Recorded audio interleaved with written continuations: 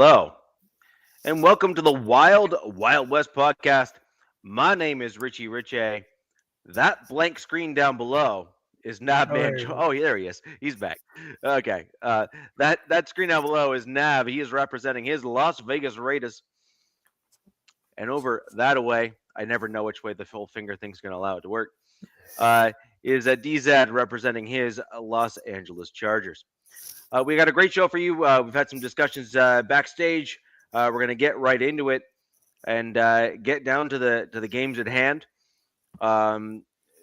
We had some really interesting outcomes this past week, just overall throughout the league, and there are perhaps some of the worst officiating I've ever seen in like about 3 or 4 games last week.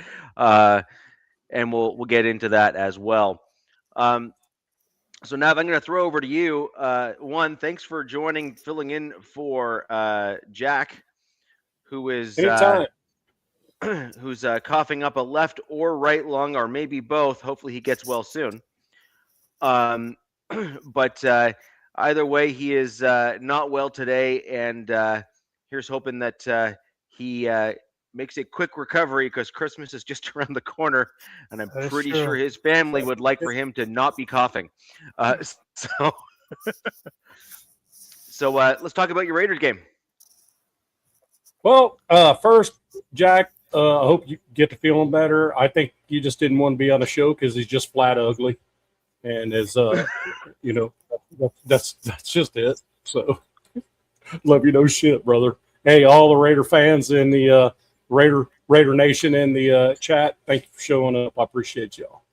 The last game, not much to talk about. This is the third game this year that we've been shut out by 31 or more points. We had 75 total yards, and the only reason we had 75 total yards is because one of our offensive line fell forward on a fumble. It would have been 66 total yards in that game. That goes back to 1961. Okay. All the statistics, I'm not going to throw this all at you. Yards in a game. Total yards offense. In a game. Okay. In a game. Sorry, I wasn't in a game. Yeah. And curious on the other 75 yards. Sorry, we're having a delay there in terms of the volley back and forth. I'm trying to time a question. I'm sorry. So you made 2 kind of interesting points there.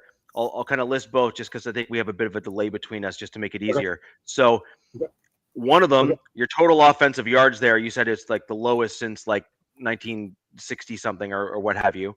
And then the other one that I'm curious if you maybe you don't know, and that's totally cool if you don't, but I was just curious.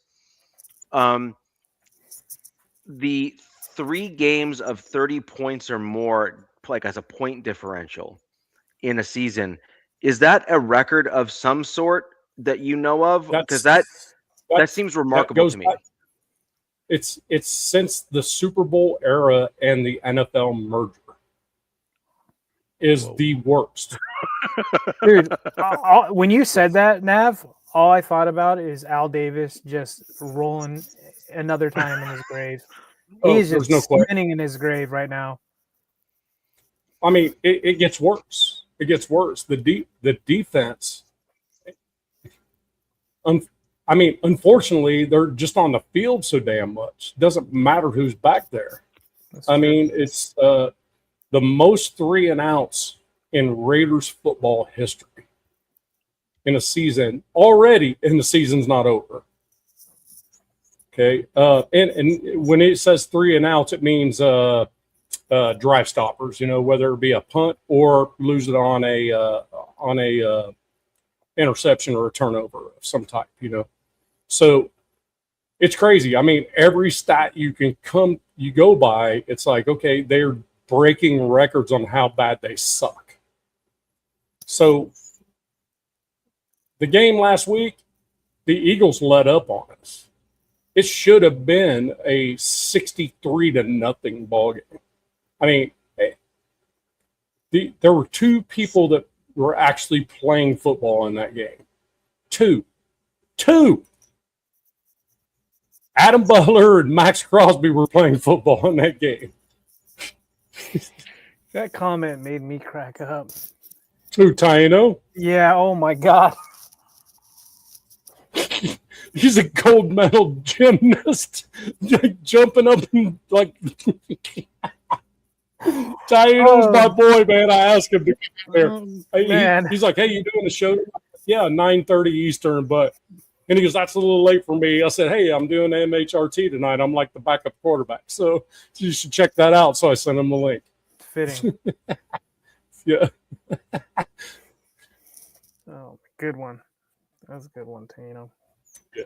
I mean, but there's really nothing good to talk about from the game. I mean, really, and there's not going to be anything good to talk about in the following games. The only thing is going to be is what are the Texans are going to freaking stomp the snot out of this. But to what level will they do it? I think Vegas is going to be a little bit freaking upset on their betting odds and stuff because I don't think freaking the Texans are going to play everyone the whole game unless they have to. So this is the kind of the weird time of the season to pick scores. You know what I mean? Yeah. But I will tell you this: there's really nothing Raiders to talk about from the last game. None, really. We had a couple rookies that got a few shots and actually got some play time. That's good. I like to see that finally. But other than that, man, I'll turn it over to you guys because I got nothing. I got a question for Raider Nation. Like, it's so you got the front office, right? And then you have the coaching staff. So it's like, Spycheck, that's the new front office, him and his crew. And then you have Pete, who runs his coaching staff. I know what everybody's going to say about this, but I think I was messaging what's his name, Jack, before the show. I saw a weird stat. The Raiders statistically are the healthiest team in the NFL right now. With as far as starters wise, and they have 2 wins to show for it, and you can't tell me there isn't talent on that team. There's especially a lot of talent on that defense. Well, DZ, who's one of those wins? Oh yeah, Patriots right, at home, yeah, and in New England, right. That's what freaks me out. So. And like I know that I'm not trying to rub anything in. To be honest with you, I did not want to harp on the Raiders at all because, like, I know Raider Nation's going through it, rightfully so. Please do. And you look to the future. I mean, we kind of briefly talked about a new head coach. I just saw a freaking presser of Gino talking like he wants to win many games in Vegas, and I'm like, I'm sure that's the last thing Raider Nation wants to hear. I know that you guys kind of came in kind of like, I want to say lack pass catchers, right? Because Jack Best didn't get going. Jacoby was kind of, doing his one foot out the door. Exactly. Thanks. And then Ashton Genty's kind of struggling behind that offensive line a little bit. That offensive line isn't great. We all know that. So it's going to be really interesting to see how they navigate this because, if I was a Raiders fan, I'd be pretty irate because you've seen what has been going on these last couple of decades. You brought in Pete and you're like, boom, we're going to change this culture. And it seems like old man set you guys back almost. And I hope that's not the case. I hope Spycheck kind of is like, all right, that's done. Let's he gets you guys rolling in the right way. And I think a young coach would be great for this team. You guys got good draft capital coming up, especially first pick, which look, you got that Mendoza kid. He looks like he might be special. And it's just, it's a weird scenario. Well, I guess I can throw it back at both of you guys in this sense. You guys have both been in the same position where you thought you were going to get better when you got a new head coach. Yeah. Right.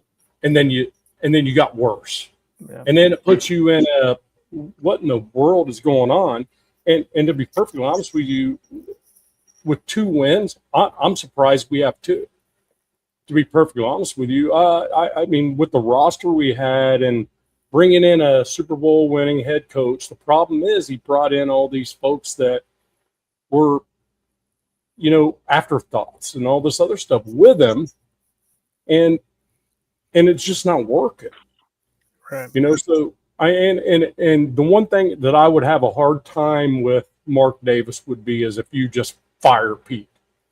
You just can't do that to a dude like that. You made a good point about why. And the thing about it is, let him roll with it. And here's the thing with Geno. Geno has disrespected the nation himself personally. He has made a bad decision on his own, right? To throw his finger at his own fans. Right. Granted, it was one fan. Did I hear this correctly that you had that guy was on your show just a few weeks ago right after that? His name Hug D's. Yeah, he was letting freaking Geno have it at halftime as he came in. Was he holding a sign? It was no. He was flipping Geno off. Oh, okay. Going into the freaking. Let's not misconstrue it. He is the nation hero right now, though. Okay. But so as he's going into the half, I think the Browns game, Hug freaking flipping him off, giving him a freaking hard time as he's going through the tunnel. Next thing Hug knows, he's getting a fucking ticket. Oh, I'm sorry, an effing ticket from Allegiant Stadium as a warning at halftime. So, of course, Hug's like, oh, crap, I didn't realize I could be kicked out of here. So, end of the game, as Geno's coming through and knowing that he can't do anything or otherwise he's going to get kicked out as a season ticket holder, right? Geno decides to give him the bird, knowing that he can't do anything in return. So that's the story, and I'm sticking to it. And Geno will never have my respect after that. I have video evidence of all of it. I just choose not to show it to everyone. It's just, I got nothing for that guy. If he can lose his crap like that, hold on to it for an entire half, play the way he did against the Browns in the second half, and then come out there and that was the best thing he could do was flip off a Raider fan. I got nothing for you, man. Well, that tells you his head isn't in the game. That tells you his head is, I have something to show the guy that got, me riled up going into halftime or, whatever, right? So I kind of agree with that. Well, right. And obviously Geno went in there and I want this guy in 2C. I need him to have a warning. Pretty obvious that Geno went in there and said something at the half that this guy needs to go or something. Yeah. So otherwise that ticket never happens, or warning ticket or whatever it may have been. And I literally have freaking photo of that ticket that Hug got. I thought that was the funniest thing ever as a Raider fan in Oakland. You don't get a ticket. You either, if you're out of hand, you get arrested. You know what I mean? There's no ticket. There's no warning. Gave him a ticket for that? You got a ticket. Yeah. Oh my God. I mean, I have seen clips of stadiums. There's like this clip that I keep seeing on Instagram. They have dudes with like the cameras in the sky and they're like watching guys throw beers and then they send security to them and stuff. So I'm sure Allegiant's no different, being one of the brand new stadiums. But I think that's pretty. Diana says it best right there. I actually have a box opener. Snitches get stitches. I have a box opener that says that. So just to confirm, what exactly is so wrong with a dude in the stands flipping off a player that they're unhappy with his play on the field? I actually don't understand. Especially a season ticket holder. Well, no, but there's that. But like, what I'm getting at is like, okay, so he's unhappy.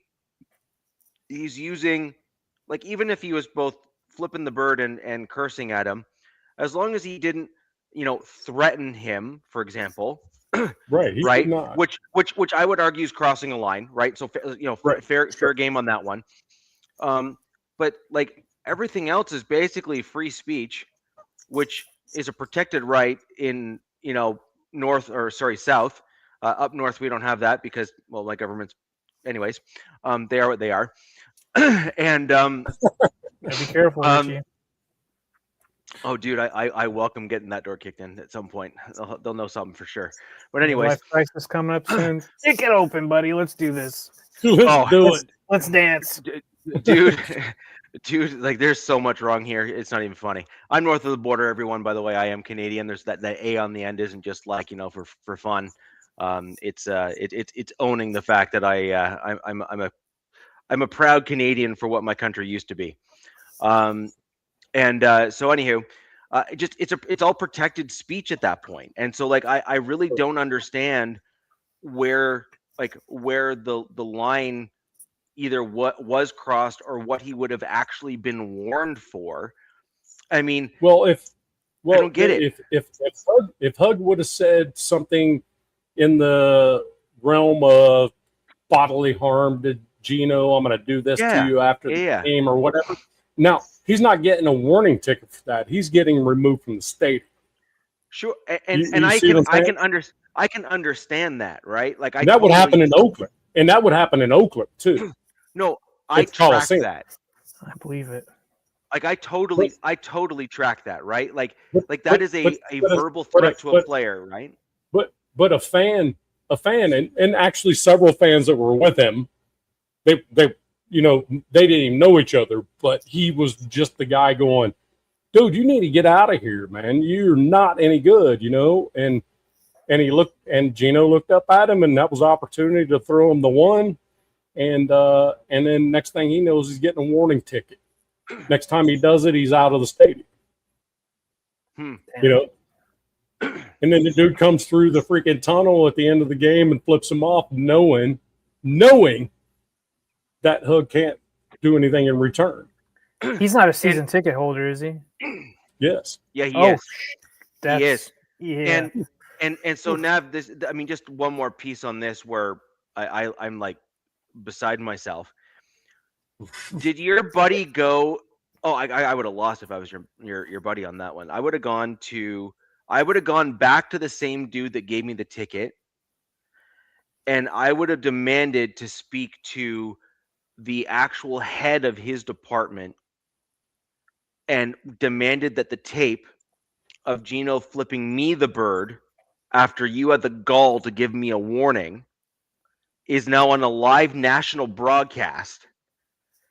And I want an explanation as to how I got a ticket and you're allowing your player to insult a paying customer at the stadium. Let me know. And I would say you can explain that to me. But here's what I won't do. What I won't do is tell you what Hug has done since then. Okay. That'll probably reveal itself at some point. But I suspect it. Keep us informed, Raider Nation. We want to know. It is in that kind of category you're talking about. But I kind of handcuffed on it because I promised him that I wouldn't freaking, go too far with it, because it's nothing's sure until it's sure. So it's my only point here is he's a season ticket holder. Yep. He was exercising his right to free speech, which is legal in your country and a protected right. Yep. And he got a warning, which is a strike against him for doing something that is well within his protected rights. And so, and then on the flip side of that, they let the professional, the one who's going to actually get noticed for flipping him the bird. They let him get away with it without so much thing. He got noticed on ESPN everywhere, but it was never even addressed to him at the presser. Right, but that's my point, right? That's my point though. Like that's the thing, is that I want that out in the open, front and center, that like, I'm the guy that Gino flipped off. By the way, the stadium did this. I want the stadium held accountable. I want the team held accountable. I want a public apology, blah, blah, blah, blah, blah, so on and so forth. Like, I want that, right? Like, I want that. And I think that's fair from a season ticket holder. I don't know how long he's been a season ticket holder, but nonetheless, he's a season ticket holder. Right. So it's really irrelevant for how long. And he is a long-term supporter of your team.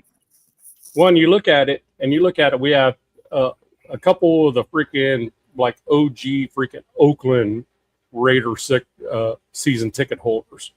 Hell Raiders, one of them. Sacktown's one of them. They're right here in the chat. And they're telling you, they give you a fan code of conduct thing every year, but it was just a suggestion. It was recommendation. Don't do this, please. You know? But to just do that, I mean, how in the world can you support a quarterback that does that? Especially when it's being publicized that he did it, but the organization, the coach, is not addressing it at the very next presser. Now, what do you think about suspended a game? Why wasn't he? Never was. He comes out and gives some type of, I'm a professional, I shouldn't do that, blah, blah, blah. There was no apology to anyone. He just... Now, I wonder if this was different if he flipped off like an opposing fan, like the opposing fan base. No, that's different. Because he flipped off earlier in the year at the Seahawks. Okay. He flipped off the entire freaking stadium as he came rolling in. So his fingers are freaking apparently deadly weapons. And so the thing about it is, got his ass beat too after that. Money Chuck kind of brings up a good point, Richie. Yeah, well, I saw that, and that's fine and fair. But my point is, you either allow it or you don't. And right now, a professional going out, who's, by the way, also part of the private business that you're referencing, my man. And not only that, he's an employee of the private business. See, what you're doing is you're going to the patron of the business and saying, I'm going to threaten you for basically a nothing burger. Some people, I guess, may have found it offensive, but clearly the only one who got butthurt by it was Gino. Right. Whereas it didn't impact anyone really on the field. It didn't impact other patrons there. It's not like he was blocking anyone from getting in and out of the place of business or anything like that. The dude got angry, flipped off the quarterback, probably said some less than kind things, and everyone moved on with their day. Yeah, it's in the everyone video. moved on. You suck. Get out. Sure, and that's what I'm saying. Said some not so nice things, and it is what it is. However, I'm pretty sure that Geno Smith signed an employment contract with the Raiders. I'm pretty sure Geno Smith also has a code of conduct that he signed that includes NFL code of conduct. And I'm pretty sure that part of that code of conduct was, I will not curse out fans. And I'm pretty sure his employment contract has a employee code of conduct that he must follow that is referenced, because I have one in the business that I'm in. Can you bring up his next comment, Richie? Because exactly. And if I may. Okay, if you want to go ahead. If I may, easy, please. First. Yeah, rock and roll. Okay, here's the thing. Money Chuck, love you no shit, brother. You know that. The difference is this. The Raiders have moved to Vegas. This never even would have been a thing in Oakland. If a quarterback, say Derek Carr, which would never happen, or hell, anybody, or AOC, or anybody would have come out there and flipped off a fan for any reason whatsoever, they would have been suspended for at least a game. It's that simple. That's the difference. Pete Carroll is protecting his guys. He's not protecting anyone else. That's the problem. I don't like compartmentalism on that. It's compartmentalism. I'll protect my guys, but I'm not going to protect JPJ or anyone else. I want to see what my guys can do. You know, that's what Pete Carroll's message has been. I mean, drafted a bunch of rookies, hardly even seeing playing time until now when it's too late. I mean, for crying out loud, that's the kind of crap that irritates me the most. All right, so what do you say? I agree that Gino should have been punished, but this Money Chuck, I think this doesn't apply. What Richie was trying to say. Can I just chime in a little bit? No, go for it.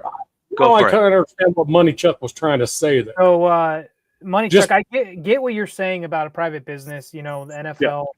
Yeah. It's a registered entertainment industry. But if you weren't in here earlier, Richie is Canadian.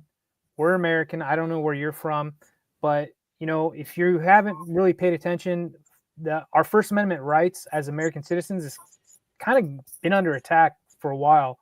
What you can say, and if you're getting punished or you're getting doxxed or whatever. So, you know, flipping somebody off, you can flip off a cop. I wouldn't recommend it, but you could flip off a cop and it's a nothing burger.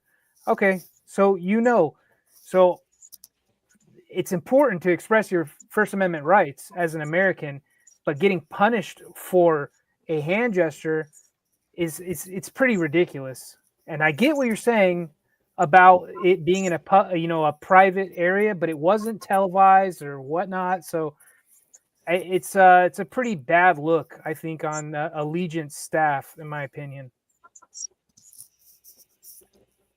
All right. Well, I'm not going to go this there. One right here. If you'll put that up there for Money Chuck real quick, and I want to address this. Hey, you come from my channel, and I love you, no kidding, man. But we don't talk politics in here. That's not what this is about. It's not politics, okay? I don't care if it's Trump, Vance. I don't care if it's Biden. I don't give a crap about that. We're talking about Raiders. We're talking about the AFC West. We're talking about the silly crap that goes on regardless of who the POTUS is. Okay, so it has nothing to do with that. We're not even going to go there. You guys agree with me? Yeah, I'm that's fair. So I think it's really, I just think it's interesting that let's just put it this way, that gesture and the events surrounding it became fairly public, as it, like you said, ESPN and TSN and Fox Sports and like basically 3/4 of Twitter or X, sorry, and that includes non-Raiders fans being like, "Did you see that?" And I think that's a fair game to kind of critique a quarterback doing that. I also think it was incredibly weak of a apology by Gino. It was like the cherry on top to like what he's been doing all season, essentially. Yeah. And it was like, really, dude, of all the crap that's been going on with you and your team, but mostly you and your performance, and you do something like that, not to an opposing fan, but your own fan. It's your own fan base. It's like suicidal, man. It's like it's just bad shit. Hellraider says that freaking he did that stuff in West Virginia too. I'm gonna have to look that up. He had the coolest chant in West Virginia, though. Gino did. Oh, Gino. Those W. That's cool. I'm wondering. Hey, Hellraider, send me whatever video that is on IG or something. I'm not aware of what he did at West Virginia. If it was similar, that'd be funny. Yeah. So I do have just one other question on the Raiders game, and then we will move right along and talk about both the Broncos and the Chargers game. Money Chuck, we'll talk about this later. Okay. Let's just make it sports here. Let's make it football. Okay. Were there any dudes on your team, particularly the young guys, like whether or not it be like, second year or rookie players, that you or other members of Raider Nation were maybe not quite impressed with, because it's kind of hard to be impressed with anyone when you're kind of getting pushed around a little bit, but like at least where you looked at it and said, hey, do you know what? Like you did some good things. Yeah, I'm interested too. Jack said like you did some good things. Like I really liked how, like, say, like I think Rogers, he's the Caleb Rogers looks he's developing. He's like actually guys like like a, build with, everything. you know. Yeah. yeah. So guys like that, like it's dudes like that I'm curious as to what your thoughts are, and then I have a follow up once you give the answer to this because I'm curious as like a secondary piece to that. So I'll let you go. Okay, 2 pieces. I'd like to see a little bit more of what Charles Grant has. I'd like to see a little bit more of him in the game. Because we don't care at this point. I mean, we're not trying to win ball games at this point. I mean, they can say what they want, but we're not trying to win ball games. So I'd like to see Charles Grant get in there and get his hands on some people and see what happens. Hell, I'd like to see Lucky Tossie get in there and you just tell him, go kill this guy. He doesn't have to have some kind of, offensive line skills on, what pass protection or nothing. I want you to go destroy this linebacker. I want you to destroy this guy and then go destroy the middle linebacker. And then I want J.J. Pegues in the backfield in an I formation with freaking Genty behind him. That's the kind of shit I want to see in these last 3 games. To be perfectly honest with you, Dante Thornton, I want to see this dude actually catch a ball with his hands instead of trying to catch everything in his chest. He's 6'5", man. He's 6'5", 215. Get up and go get it. I want to see that. And the thing is, and the next thing I want to see, cheeseburger. And I want to see Gino finish this season. I don't want to see him like screaming injuries that don't exist. I want him finishing this season. I want him to take all the hits. You know what? AOC, in my opinion, Aiden O'Connell's not hurt. He could probably play. But my guess is AOC and his agent are saying, no, we're still hurt. We don't want to play. I don't blame him for crying out loud. What I want to see is some of these young bucks get in there. Shedrick Jackson, first freaking catch he makes in the NFL, touchdown. For crying out loud. I mean, guys like this, let's get them off the practice squad. Let's let them get some reps. Let's see what we got. That's what I want to see. Raider Nation, tell me something different. Raider Nation, tell me something different you want to see in these last 3 games. Because to be honest with you, I don't want to see any more. Who's your last 3 opponents? Yeah, you guys, Texans? Texans, Chiefs, Giants. Not in that order. Texans, Giants, Chiefs. Okay. And I'm pissed, and I'm going to get into it because both of you Muppets get a different Chiefs team now. Right. But luckily, the thing about it is you beat them. Didn't you beat them twice? I'm going to get into that, Nav. Don't you spoil nothing. Why are you worried about it? You beat them twice. I don't even care. I don't even care about that shit. But the thing about it is, I've got a special friend with me. I just all I want is I want some of these players to get opportunities. What is it? I had to bring the broom out. Nice. So, Sacktown Raider Mike said it best right there in that comment. I think I knocked it. Exactly, Mike. Yeah. No question. I think that's what Richie was asking, and I know we've talked about it in previous shows, considering how the season's going for the Raiders, but that was also kind of a bad thing of Pete. It's like not showing some of these young guys getting going, and I think, as the season's looking like it's lost, let's see what you got in the coverage. That's a great right. comment. And let's see what Cam Miller can do under pressure. With a bad offensive line. You know what I mean? Let's see what he can do. Pete said in his pressure, Colton Miller's full participant. I'm like, I don't want him to play. I don't want Colton Miller to play at all. Just let him continue to get stronger, get better. I don't want that dude in a single game the rest of this season. Put Cam Miller in there. See what he's got. Why not? Shit. I agree. I agree. One, you already know Colton Miller is a Raiders franchise left tackle. You already know that he's capable and is very good. The last thing you want is to rush a guy back on the field, get him back in where he's kind of like, not all the way there, and have him hurt himself again and then have him knocked out for part of next season too. That's stupid. Let the guy now. Nav, I actually wonder what you think about this because this is a bit of like the bye week mentality. And I'm curious kind of where your thoughts on this one. I'd like to see Miller come in for like a snap or two. Not like the whole game, but like a snap or two.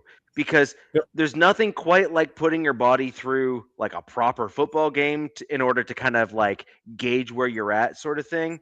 But you don't put him in a position to hurt himself. You don't put him in a long-term position in the game where you knock him out for the season. But there is something to be said, in fairness, for the rigors of a football game and the NFL, schedule, ebbs and flows, etc., to try to get him back on track. Right. And I agree with you 100%. If you're going to do anything more than a couple plays here and there, if you intend on starting Cam Miller, you give him first team reps the entire week before he plays in that game. You have to. You can't play him more than a few snaps without first team reps. If you're going to go Cam Miller and you're going to put him in the game and you want him to go play in the game, he needs first team reps the entire week, maybe even the week before. And I firmly believe AOC is healthy. I think he just doesn't. He's like, I'm not interested. And that's going to shock a lot of Raider fans when he asks to be traded, because he's one of the best QB2s in the freaking in the NFL, in my opinion. I mean, the dude can go. If your QB1 goes down, he can go win you a football game. He's not going to lose it for you. He's not going to go win it. He's just not going to lose it for you. He's not going to turn the ball over. He's not going to, you know what I mean? He's one of those dudes. There's going to be a perennial QB2 all his career. But the thing about it is, I'm sure his agent's in his ear going, don't get killed by these people. You're probably right, Av. You're probably right. So the thing about it is, so let's see what Cam Miller's got. Why not? Tano, he might be. You think he's the bridge QB next year? Who? He thinks AOC is the bridge QB next year. I don't think AOC is going to be on the Raiders next year. Yeah, I don't know. It's going to be interesting to see what the Raiders do. I'm almost intrigued. None of us know. It's just my. So my prediction is Gino's gone because of the way that he has acted, treated the fan base, etc. I think AOC will be kept. Now, is he at the end of his contract? I think he's close to it, isn't he? No, he's literally on a freaking contract at this point outside. So he's on. Okay, so and so I think 1.7 million or something right. like that. So I would bring him back on something similar, maybe like a $2 million deal kind of thing, just because he knows the team, knows the area, knows the facilities, et cetera, and bring him back to give him a fair shake with a new coaching staff if they wish to keep him. And having him on a deal like that is cheap enough, quote unquote, where you can cut him if you actually don't want him, and you're able to find someone better in like the draft or whatever the case may be. But I think that it would be a shame to see him go, since he's developed a little bit with your team already, and you simply just don't know what your new coach, likely, in all likelihood, it'll be a new coach in one way, shape, or form. Right. That's going to be the key. Mm-hmm. Yeah, and I think you'd be doing your team a disservice by cutting him loose flat out, because you'd have to do too much rebuilding at the quarterback position, which you're already going to be not so much struggling with, but needing to address in a big way in the offseason. That's what it's going to come down to. I think everything's pure speculation until we figure out the coaching. Because every coach is going to have their own way of doing things, right? So, DZ, you want to answer, James? Yeah, We actually kind of talked about this for a second before the show kicked off. You're talking about Jesse Minter. So I don't want to see him go. I think we've got a good guy in house if Minter does leave, because I think when Jim brought him with him from Michigan, him and his father, his promise to him was like, I'm going to get you a head coaching gig somewhere. And there was kind of talks about him last year after one season. And then after what he's done, especially what he's doing right now with his defense, I think he probably ends up getting hired somewhere. I don't know if he goes back to college. He's still pretty young. College is a really finicky beast right now, especially with the NIL. It's a wild, wild west out there. I would hate to see him leave. I think he's a fantastic guy. He's got people playing for him, and then they play hard for his ass. And he's a great guy. He's still my one bone to pick with him is there's still a few guys, and one of them in particular, who's I think in the running for Coach of the Year, is Liam Cohen, has his number. Who was with the Bucks and then with the Jags. Yeah, he has, because he runs his zone style defense. But other than that, his guys love him. They play for him. And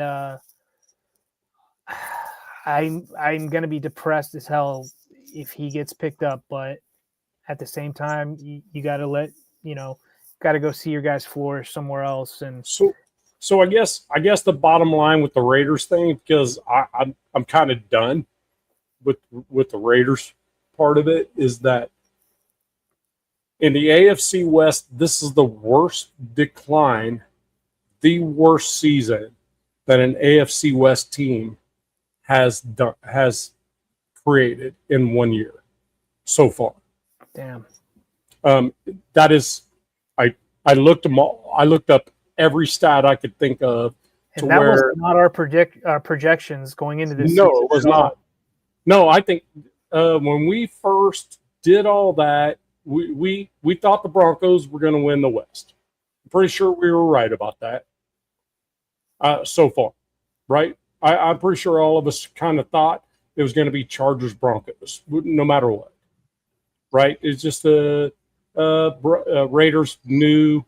You know what I mean? The Chiefs looked like shit in the Super Bowl, so we were actually calling them to be last in the AFC West, to be honest with you. Yeah. And they would be if the Raiders were a little bit better, to be perfectly honest with you. Probably not wrong.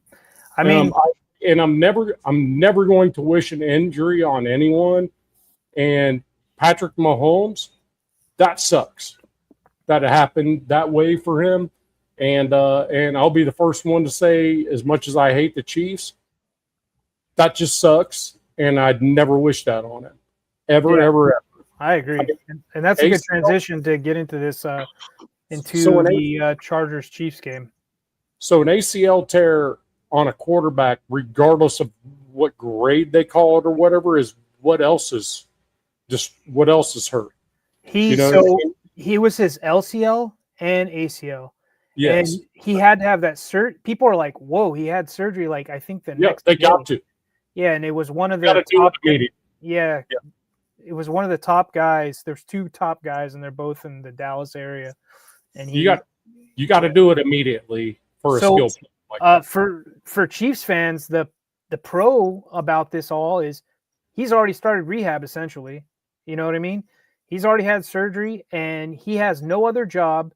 I mean, obviously he's a father, but he has no other job but to rehab and get better. Now, a caveat to that, from all the doctors and all the other quarterbacks and players who have suffered the same injury, I've heard some of them say, and this goes to Richie's game as well with Micah Parsons, they're like, do not play next year. But look, he's a quarterback. It's different. But we all know Mahomes is stick. He likes to run around the pocket, run to that sideline. If he can't do that next season, it's going to be weird. This is you don't just sit a guy like Mahomes, right? But I mean, from what's his name, RG3 had the same exact thing. He was like, man, I didn't feel right for 15 months. Yep. After he was never the same. Yeah, He was he's never the same again. And he said hindsight's 2020, but he's like, if I could go back, I would never play that following season. Yeah. He's like, I would take a year off to get straight, because it's like one of those things like, oh, okay, I'm ready to rock and roll, and then boom, something else happens. It's it's unfortunate, but this happened at the end. Go ahead. It's where we had a conversation the other night about the difference between offensive linemen having an ACL tear, regardless of the grade of ACL tear, versus a skill position player that has an ACL tear, regardless of whether you call it grade 1, grade 2, grade 3, grade A, B, C, whatever it may be. The key to a skill position player is not necessarily the grade of the injury. It's like what else, because the ACL protects other things. What else gets destroyed in the process of that ACL tear? That to me is more important to a skill player than it would be for an offensive lineman or a defensive tackle. Okay, so those things take a lot longer to get that same kind of trust back. So when I busted my left wrist, it wasn't so much the bones healing and everything. It was more the ligaments and everything having to repair themselves, Bingo. That got stretched, destroyed, you know what I mean? In the process of Bingo. So, and luckily it was my left hand and I'm right-handed. So, which actually also slows down the recovery process because I don't use my left hand as much as I do my right. Right, same. So it's one of those where, which leg is it? Is that his push leg when he throws? Is it his cut leg? Which one is it? You know what I mean? That type of thing. If I'm not mistaken, it was his right leg. And going into this game, I didn't know he had. But like I'm saying, Patrick Mahomes, unlike other people, like to scramble out to his left, being right-handed, more than he does out to his right. If he goes out to his right most times, he's going to run with the football. Well, he goes out to his left, he throws more often. You could be right about that. I just know he likes to go to the sidelines quite a bit, more than most quarterbacks since he's got into Dino. Damn it, I knew. I knew it was a bad idea bringing you in here. But that's two like top shelf comments from him. Yeah, that's two top shelf comments. when that injury happened, I didn't even know, because I don't look, I play fantasy also, and we do the Wild Wild West, but I didn't even know he was dealing with a knee injury prior to this. Like, his knee was jacked up, I guess, before this injury happened. So I don't know if he was actually dealing with his knee issue. I think it was more of a like a what that they call it, a high ankle sprain or whatever. I don't know. I saw he was doing some stuff with some sort of a knee brace. Yeah, they were doing the freaking toe bend stuff on him on the sidelines, pretty much on every drive he wasn't on. It was Pat's left knee. It was his left knee. Okay. So just on his left knee. His left knee is just. Go ahead. Go ahead. We can be done with that. I apologize. I wanted to touch base on a couple things here, just generally speaking. And this is why injuries are so important that they're dealt with properly. So, two things. Number one, when I broke my leg, I broken it twice. The second time I broke it, just like you, Nav, my doctor when I went to said, dude, your bone will heal just fine. Like, we have records of your bone healing great, just, a couple years ago, sort of thing. And the biggest issue here is that you have torn every single ligament in the entire lower part of your leg as a result of what you just did. He goes, every single ligament has been completely ripped and torn. And he said, that's going to be your longest part of healing. To put things in perspective, what happened with my second time when I broke my leg is the bottom part of my toe, of the bottom part of my foot, hit the back part of my leg. That's not good. No, like that's not supposed to happen, right? No. Right. So, yeah. And no, but that's like when you said that about your hand there and stuff. That's exactly the sort of thing that my doctor told me. And then as a secondary part there, the other piece that my doctor told me when I went in again, he said the number one indicator of someone coming into my emergency room with a broken bone is that they've either A, broken it before, or broken the same bone before or in a different spot before, or two, that they have another injury that they're compensating for. And he said, because what you're doing is you're trying to do things a different way that your body's not designed for, and you end up hurting yourself because you're putting yourself in a more vulnerable position. And I think that that's a lot of what's happening in the NFL, where you got guys that are trying to compensate for injuries, or they're trying to move different ways for certain things.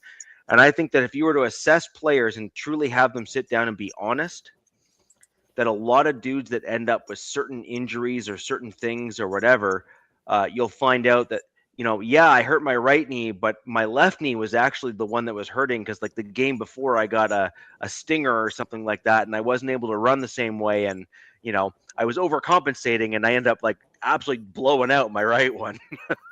And Right. that's not uncommon. That's quite a common occurrence to happen in both the sports world and just in real life. Well, I think, unfortunately, but fortunately at the same time, the NFL's two of their biggest stars tore both their ACLs within a few hours of each other. And I think, if anybody in the chat wants to double check me, the NFL is actually launching an investigation into turf or something to see how after all these years, right? But it took Mahomes and Micah Parsons for them to figure it out, because Micah's was a non-contact, and then Mahomes, well, I think he was probably dealing with something. He had a D tackle kind of put a little bit of his weight on him while he was going out of bounds. I think that was different than Micah. Micah Parsons he just freaking blew it out without any contact at all. Yeah, I saw that. And, that was rough. I thought Devontae Adams freaking blew his too. At one point, either that or a hamstring. But it sounds like it's not that big a deal. Yeah, I think he's dealing with him. He's not playing tomorrow night. I think he's already. So they're pulling him out. Washington. But it looked like him running down the field the way he did and just kind of freaking ate it. Taino, my background, buddy. They need to put grass in there. This SoFi does not need to have this concrete bullshit turf. Excuse me. This surface is crap. It looks pretty on TV. It's concrete. And then MetLife, that's horrible. Whatever they've got, that's a bad spot. But you're saying Washington. I think they're getting a new stadium, so they're probably just going to just rock and roll until that thing opens up. But I'm going to kick off with our game. And Raider Jaime has no freaking. He's like, laugh my ass off because of Mahomes. He's like, yep, I don't care. Love it. I'm not wishing injuries, but Mahomes has been pretty damn lucky his 9 seasons, of his quarterback career. All I remember is him having a few ankle sprains or something, but he's been pretty lucky injury-wise. And, this is kind of like the why can't I say that word? Accumulation of their season, and then this happens to him. It's and if he's going to do it, the luck's ran out. If he's going to do it, if it's going to happen, this is the season to do it. Sure, yeah. Right. But another thing we'll get into this after about the Chiefs, because they are part of our division too. But this game had me nervous. Going into Kansas City against a desperate, perennial, this is their mini dynasty kind of thing. And I think last week's show, I was like, oh, yeah, it's going to be 40 degrees. It's going to be football weather. Well, that wasn't the case. I keep getting different temperatures that the game was at. I got 16 degrees, 8 degrees, 0 degrees with wind chill, and then 20 degrees. from everything I've seen from people there, from all this stuff, from what I hear, this was the third coldest game the Chargers have ever played in. And they're famous because I think it was the Bengals they played in back in the 70s or something. They played like a freezer bowl or something crazy, but this game was frigid. But look, this game also, watching this game go down, reminded me of an AFC game from like 10, 15 years ago. That's what this game gave me the vibes of. Final score, 16-13. And the way the game was going, that's what it was like. But, it's kind of like some caveat to that. Both offenses were dealing with banged up offensive lines. The Chargers have been dealing with this crap the whole season. And kind of these last few weeks or whatever, Mahomes was dealing with this. I think he had like 3 0 degrees. Yeah, probably not wrong. But Mahomes had 3 guys out going into this game. And I think right at the beginning of this game, one of their guys got hurt right away. But I'll get into stats a little bit. But Chiefs were up 13-3 with 28 seconds left in the half. So they came to play. They had a really good opening drive. Mahomes scrambled in and ran in a touchdown, almost damn near untouched. And then Justin comes in and throws a bomb to one of our rookie, Trey Harris. He catches it, gets kind of laid out. He's on the sideline, just, kind of thing. And then on a 3rd and 3 with 5 seconds left, throws this laser, like the worst laser I've seen him throw. And it's kind of fitting that he throws a duck because he's an Oregon Duck. But he throws this ball that just goes like this, a duck, right? Anybody who's thrown a football before. And finds KLS, another one of our rookies who's been a healthy scratch, but is playing due to injuries, catches touchdown. And so, yeah, man, what's that? And then let's see. They go into the second half. So they score a touchdown right as the half, goes as it ends. Bolts tie it up in the third. It's 13-13. And then this is where the defense for the Chargers just turns it on. They just click it up a few notches. I don't know if they got some coffee or what they took in the locker room. They got warmed up. They turned it up and they started laying the wood. I mean, our safeties were – it was a bad day for anybody with the last name Rice or any of these wide receivers in Kansas City. Tony Jefferson laid the wood on Rice in the third to cause an incomplete pass. And then in the fourth, Mahomes throws a deep pass over the middle to Thornton, and Tony Jefferson lays the wood on him. And then there was like no flags. And then there was a late flag.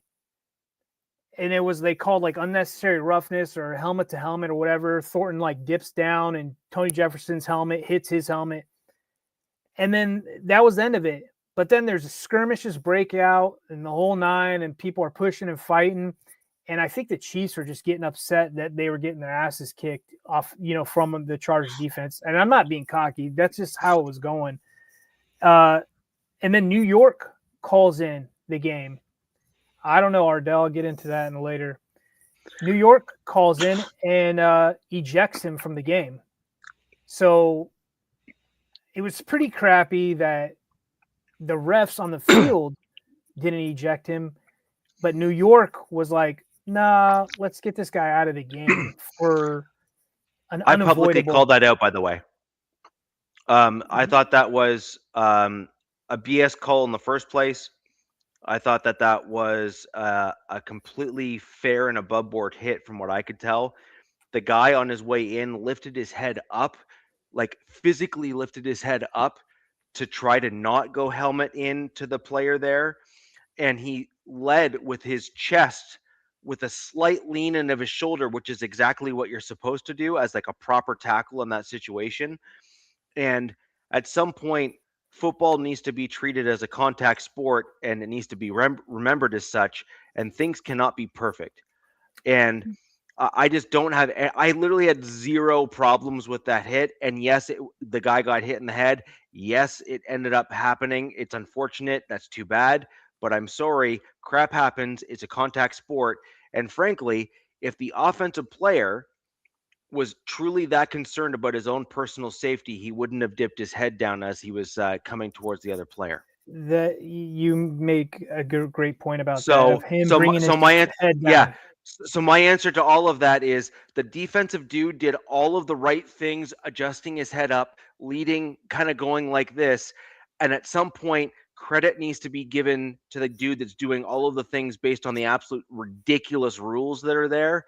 And the offensive players actually have to be held accountable for their own personal safety. And if they choose not to, tough luck. Too bad you got hurt. Good luck in the hospital. Richie, to me, sorry, I guess I'm like too harsh for today's NFL. No. I get it. I get it. So. But to me, the Chargers were. I mean, that was probably the third or fourth hit in just that half, or maybe the game. I don't know. This is early into the third quarter, and to me, it was like the refs or New York were like trying to send a message, like, we're not liking this old school football. Like, tone it down a bit. And, when they ejected Tony Jefferson, we were already down. We lost R.J. Mickens, one of our rookies, to a shoulder injury earlier. So then we lost another safety. And I guess him leaving the stands, it's got to be a nerve-wracking thing for a player, right? You're walking by yourself, right? They're like, 23 is being injected, and you have to go. And it's all opposing fans, at Arrowhead, and he's got his helmet off. And I think he did, he pulled a Geno and just flipped off everybody or whatever. And he came out and apologized or whatever. I don't think he should apologize because Christ knows what they were saying to him as he's walking by himself through the tunnel. It wasn't Chargers fans. They were all Arrowhead fans. But did they get warnings? Yeah, right. And then from Harbaugh's presser, they haven't heard anything from the league from him. That's hilarious. I made a comment. Like during the game in one of my Charger chats. I was like, Justin should just pay for his fine, whatever his fine is, or ownership should pay for it, because the defense has been carrying this team for the last few weeks. So Justin's got plenty of money, $200 and some odd million. Pay the dude's fine if he does get a fine. But he actually clapped back at some Chiefs fans on X, and he's like, "I'm rich. Like I'm rich. I don't care. I'll pay the fine, whatever it is." But I'll get into something after get through the game. It was a very tight game. After that, on a 3rd and 12, Mahomes goes to the end zone and is picked off by our linebacker, Henley. It was a great play by Henley. He read that perfectly. I think he was trying to throw it was a hell of a catch, too. Yeah. It wasn't like right in his gut either. That dude laid out for it. He caught that football. And it was a hands caught football. Yes. Yeah. Henley gets his head around, and he was a wide receiver. He was a safety. Now he's playing linebacker. So the dude he's an athlete, and it's good to see that he's playing some solid ball, especially in December. Chargers fans remember he dealt with a sickness earlier in the season. I'm assuming it was mono, but somebody else said it was something else, like tonsils or something or other. And his brother also got killed. So it's been going through some crap this season. That's three. That's three now. Dino, you're freaking on a roll, brother. How tight was it, DZ? What was he saying? What was he referencing to? How tight the ball was. How tight that throw was. It's a good So throw. how tight was it? Mahomes got picked off. That's all I know. And then, so I mean, the bad part is the offense got the ball at the 1 yard line. Let's see, where did I leave off my notes? Bolts were up 16-3. Bolts don't reach field goal range. I'm like trying to read through my notes, guys. Chiefs marched down the field with around 5 minutes to work with. They had their best drive in the fourth quarter. And Mahomes was at the Chargers' 47-yard line with a 1st and 10 and is forced out of the pocket and trots to the sideline. This is where we get into his injury. Throwing the ball away. He just throws the ball away. Nobody was open downfield. And that's when he kind of like Tart, or no, it wasn't Tart, it was Deshaun Hand, D-tackle. One of my 10 or 15 favorite additions they made in the offseason. And kind of just lands on the back of him. Just I watched the play. He's like, he puts his hand on his hip, kind of puts some weight on him, and Mahomes just wasn't expecting it. And I don't know if that was his bad knee already, and then boom, goes down, man. Yeah. And then Minshew comes in. Minshew's making his mania, I guess, in Kansas City. And Minshew actually was doing pretty decent, man. You know, making good completions to Kelsey and whatever. And they get them down into field goal range. And I'm like, okay, well, Chiefs are going to tie this up. You know, they get past field goal range. Bucker's a good kicker. And on a 3rd and 7 with 32 seconds left in the fourth, the score is 16-13. And then they get a penalty, and it's a 2nd and 15. Throws to Kelsey, and is picked off by, and I write, none other than Derwin James, because those guys have had history going against each other for ever since they've both been in the league together. And, you know, Kelsey, I'm not a huge fan of him off the field, but on the field, he's been a force to be reckoned with. We've all seen it throughout the years, right? And to think that might be the last time, like, my Chargers play a Chiefs team with Kelsey on it, it's kind of bittersweet.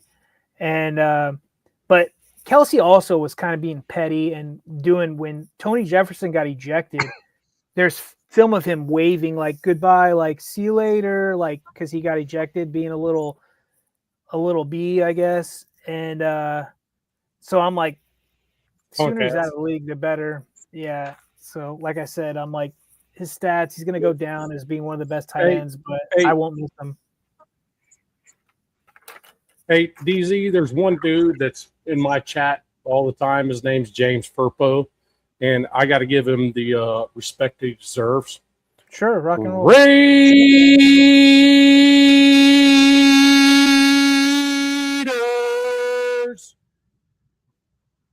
Fuck, sorry. I couldn't hit mute fast enough. Sorry, what was that? Gotta give that to him. So he's the dog. He throws Raiders. I throw it back at him.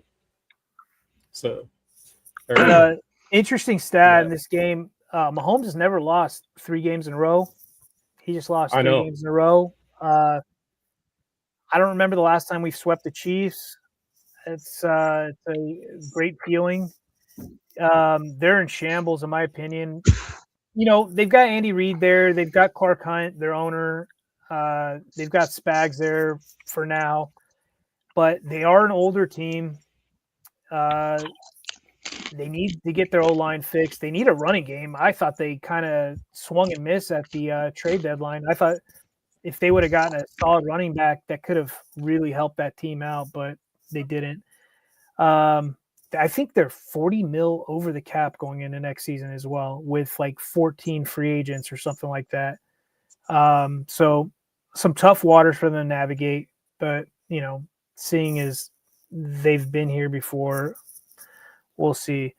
I think Mahomes was like 16 for 28, 1 interception, 1 rushing touchdown. The Chargers held them to 0 points in the second half. They didn't score in the second half, which was right. a great thing. I can't give any more credit to the Chargers defense. They have stepped up big these last few weeks. The offense is dealing with issues. It's the offensive line, Justin Herbert's hand, defenses. We're not, and it's not going to get any easier. These opponents are just getting tougher and tougher, and it's getting closer and closer to playoffs. So everybody's just playing these games, as Tiano likes to say, tighter. But Chargers 5-0 in the division with one team left. Last game of the season against the Broncos. That will be interesting. It can get really spicy if Jacksonville gets a W against them. But I also want to shout out, other than my defense, I want to shout out our kicker, Cam Dicker. It's just amazing to have a kicker that you can trust and has got ice in his veins. Let me check this out. Just reading the private chat. But then also the guys that stepped up in this game were all rookies. Trey Harris, Oronde Gadsden, KLS, Omarion Hampton. Those are like the major contributors outside of some really good third down catches from Keenan. So it makes me feel good going into the future that you've got rookies that are stepping up in big games, division games, and getting wins. And right now the Chargers are just a gritty 10-4 team. To be honest with you, after the injuries that they have sustained in the key areas of the team, I did not expect them to be 10-4. And we'll see. It doesn't get any easier. Coming up this week, they've got the number one offense. I think Dallas is still the number one offense. But I mean, Jack, you're not wrong. Minter, he's one of those young up and coming guys. He's a DC though, so Navman made a good point. Like, if you're going to pair somebody with a young quarterback, like say the Raiders getting a new quarterback, would they much rather go with an OC over a DC kind of guy? So there's that. It'll be interesting to see what happens to him. I kind of said earlier, there's a guy, our secondaries coach, Klingstel, that I think would be a great guy to take over for Minter if Minter were to leave. So I'm not too worried. But yeah, man, it's going to get interesting. Honestly, didn't expect this, and it was a good game. And I'm happy the Chiefs are sad and in their feelings, and now all of a sudden the Chargers are the dirtiest team in the country. So there's that. Well, yeah, this is actually I've actually said this a couple times on the podcast. One of the challenges that the Chiefs have right now is the league has done them no favors and has done Mahomes no favors. And this is why. What should have happened from the get-go, and this is what you want to have happen, by the way, is if a quarterback decides to run out of the pocket and run towards the sideline, you want him to get clocked. Yeah. And that's a controversial take in today's NFL. But the reason why you want him to get clocked like that is that there's a cost for you as a quarterback to get out of the pocket, and there's a cost for you to try to get the extra yards if you're going to then try to turn around upfield. They were treating it like a safe zone, Richie. It was, I get exactly what you're saying. I agree. And my point is this. There is no guarantee that the quarterback is going to turn out of bounds. In fact, Mahomes has proven, if you go back and watch the film and the tape, that he intentionally runs because he's gaming the rules. Like there's no other way of looking at it. He's running towards the sideline and then immediately runs further up in bounds to get 2, 3, 4, 5 extra yards as he's running along the sidelines there. The cost of that sort of play should be that you are fair game and that you get knocked clear off your feet and 10 feet back into the stands as punishment for making that sort of play. And I don't just mean Mahomes specifically. I mean any quarterback. I don't care who you are. Bo Nix included, any other I don't care what quarterback. Just like send the dude flying to say, now think about doing that twice. No, right? I agree 100%. And then what you do is you reset the playing field to say, you're a quarterback. You either want to run the risk of getting hit hard and maybe knocked out of a game or two, or you just stay in the pocket and you play the quarterback position with some maybe shimmy shake and some mobility and that sort of thing, and play the game. I mean, the unfortunate part, like, and Tom Brady's correct in my opinion. Today's quarterbacks have become too reliant on the soft rules of the NFL today, where they no longer actually need to play the game the way that those quarterbacks that we revere in the NFL needed to play. Tom Brady, Peyton Manning, Ben Roethlisberger, like these other guys that played to a pretty high level in the league, if we're going to be quite blunt and honest in terms of how they played the game. The guys that like were the latter portion of DZ, you and I are very similar in age. The latter part of kind of like the prime. I mean, my boy Phillip Rivers made his return, bro. Like one of my favorite guys made his return. Right. He's from that era. So you're literally making my point though. He's 44 years old.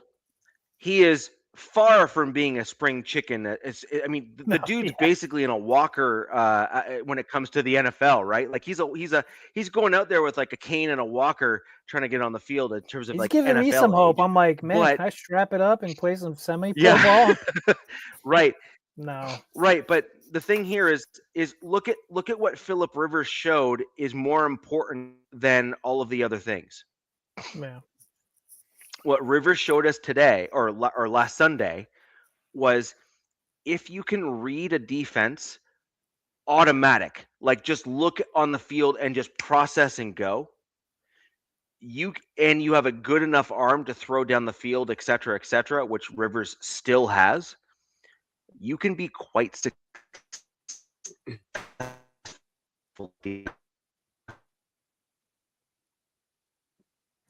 Looks like we got some. But Rivers comes from an era where he had. That's weird.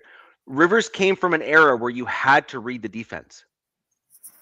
Rivers came from an era where you needed to know what was ahead of you on the field and you needed to do the right thing, just like Tom Brady, just like Peyton Manning, et cetera, And Phillip Rivers plays with grit. He just plays with that, like, I will us to win if I have to. I mean, he's either going to will you to win or he's going to throw an interception, one of the two. And he threw an interception. Right, yeah. I mean, exactly. It is what it is. He gets to play again next week. It's going to be fun to watch. But I also want to shout out my quarterback, man. Like, his stats aren't great, and the dude gets beat the hell down every week. And I'm telling you what, I think Rivers is going to be a shot in the arm to the Colts on this run. I think so too. I firmly believe that. Yep. I hope so, to be honest with you. Because now he has a whole week of preparation after getting hit a few times. And he even said it in his press conference. He goes, I kind of liked it. Good point. The preparation. But the point being is the dude actually said, I like feeling the contact again. You know what I mean? Actually was worried a little bit. He goes, I was a little concerned about how it would feel. He goes, but it felt right. You know? And I'll tell you what, that motherfucker threw a laser down. I'm telling you what, for that touchdown, he threw a laser. My wife were watching that. I'm like, dang. that was a ball. And 9 months from the night after that game, his wife will give birth to their 17th child. No kidding. I'm sure he's employed by Santa Claus. I guess all his kids are probably elves, more than likely. You know, helping make toys or something. I don't know. I mean, crying out loud. That dude obviously has some freaking potency below the belt. Yeah, seriously. Whatever he's on, a lot of people are. I don't want any of that. Yeah, I don't want any of that it's at just all. funny. This is funny timing for him because high school football's over. His eldest son, who by the way is, I don't know if his oldest son was the quarterback at St. Michael's. No, it's his second Yeah. eldest, I think he said, was the quarterback for the state championship. Yeah, so St. Michael's, they went for state championship. His second oldest, who looks like, I don't know where he'll go to college, but it'll be. He looks just like Phil Rivers. He does, but supposedly he's got a better arm, kind of throws similar. He's mobile, and he's mobile. Yeah, there you go. It was almost like Rivers was like, man, I'm bored of tripping over laundry, watching the grandkid. And then out of the blue, Shane calls him. Like, hey, he is chubby. He is definitely chubby. He's been having a few of the Colorado Kool-Aids or whatever. I don't even know if that dude probably even drinks alcohol. I think he's just fucking eating every chance he has because the other 10 kids might take it from him, if he doesn't eat quickly. If I remember correctly from the stories I've heard, he does drink, and he's a pretty good drinker from that. That's awesome. I'd have a beer with him. Yeah, I've heard stories where he was like, they would go play golf when they were in San Diego and just like hit the bar cart up and go ham on it. And but I'm sure it's also. I would love to have a one-on-one. Have a beer with freaking Phil Rivers. I think that would be hilarious. He is one of my favorite football players, and it's not because he was great. It's just the way how he talks at the podium. He's intelligent. Derek Carr is the same way. Derek Carr, Phil Rivers. They feel like the same dude. Yeah, they feel like they're normal guys, right? Yeah. When I look at some of these other quarterbacks, and I'm not taking shots at people, but when I look at like Joe Burrow or like Tom Brady, I'm like so bad. Well, I look at them and I see their off-field stuff and the way they talk. I'm like, dude, we don't relate, bro. Like, I don't have anything in common with you other than the fact that we probably love football. But people actually said something about Joe Burrow can come to the Raiders. I'm like, that'd be the day that I'm not a Raider fan after 54 years. This dude having a freaking goddamn meltdown and freaking being all freaking whiny like a little kid. I lost a lot of respect for him, Nav. The kind of the way he was crying and stuff. One thing I will say, if he's dealing with something mentally, as a veteran, if he's dealing with something mentally, he needs to handle that. Him and his family need to handle that crap because it can get bad. It can. I feel like he's reaping what he sowed, like one of those things, because he asked for the organization. Look, you can blame ownership. I think it's rightful to blame the ownership in Cincinnati, but he asked for them to pay Higgins and Chase, right? And he also got himself paid at the same time. And then they finally paid Hendrickson, which I congratulate him. Unfortunately, he got hurt, but their defense, no money left. Yeah, they're toast, man. They are toast. Like so. Ooh. And I'll tell you what, nobody can take on that contract in the NFL but one team. The Raiders. We have $115 million against the cap right now at this point. Second in the league. I think the Giants are the only other team that could actually take his contract on, and I don't want no part of it. Yeah, if you guys have a top pick for a young guy, I don't see why you would. Yeah, there's no reason for that. I mean, nope. Anyway, so aren't we going to the Broncos game now? Got way off track. My bad. If that was my fault, I apologize. Useless Packers. So, that may have been the worst officiated game I've ever seen in my life. It was bad. Like as in, it was so bad. Like it was just like it was literally the thing that you would put on film to say, so you want to be a ref, don't do that. Like it was that bad. It was bad. So there were certain plays in that game, for example, that were like it was so bad. It actually was so bad that it actually got me thinking about the reffing situation again. And I'd like to reach out to Ref Guru at some point. He's a great guy. He and I have known each other for a number of years now. Maybe in the off season we'll kind of bring him back and kind of bring this up again. But I have firmly come off the train of wanting full-time refs in the NFL. He has thoroughly convinced me of that. But I was watching the Pat McAfee show the other day, and if you all remember when the NFL refs were on strike a number of years ago, and the replacement refs just didn't do that great of a job. And then the refs then came back and said, well, we'll come back, but only if you agree to this. And if you do, then we'll come back. Otherwise, good luck. And the NFL kind of said, okay, fine, we agree. Because they were under such, fire from the fans across the NFL. So that was Sean the problem Hockley's with that crew? Contract is that Richie, I was trying to figure out who that crew. So that was Sean Hockley's crew. Yeah. Okay, that's what I was looking for. All right. Which is crazy because that to me that crew is probably the one I would want on the field. So big game.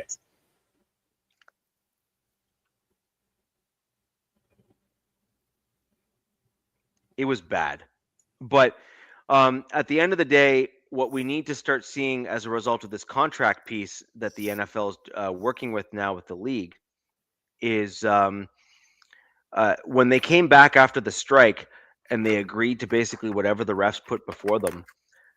In that contract, the refs have zero accountability, zero. And there's very little the NFL can do to remove or punish or kind of enforce progression from the refs. Now, what I'd like to see in the next contract, which by the way they're currently negotiating, is I'd like to see punitive or punishments of some kind for egregious, repetitive, bad play calls, etc. And I think this is actually quite important because the refs are often overlooked, and with betting coming into a big way in the NFL, you run the risk where there can be a conflict of interest, where you can have a ref thinking that they can alter certain over and unders or whatever the case may be if they know their cousin has that sort of thing, right? And so you can put refs in a certain position where they can kind of capitalize, and you can add in even financial incentives for certain things. And I think that the NFL needs to kind of really put forward a holistic and very complete thing before the NFL refs, because we can't have games like what we just saw with the Broncos on the weekend. I mean, there was a play where Riley Moss and a Green Bay Packer wide receiver were mutually hand fighting. At best, it was like a standard like a standard route. So where he got the pass Moss interference? got called for pass interference. Yep. Yeah, it was brutal. It was like the most normal play I've ever seen in the NFL. And the dude gets oh, you're Riley Moss, therefore you get a penalty. And then Evan Ingram trying to reach out to catch a ball, and the Packers dude is literally tugging back on his arm like it's like a game of tug of war, and the refs are like, "What penalty?"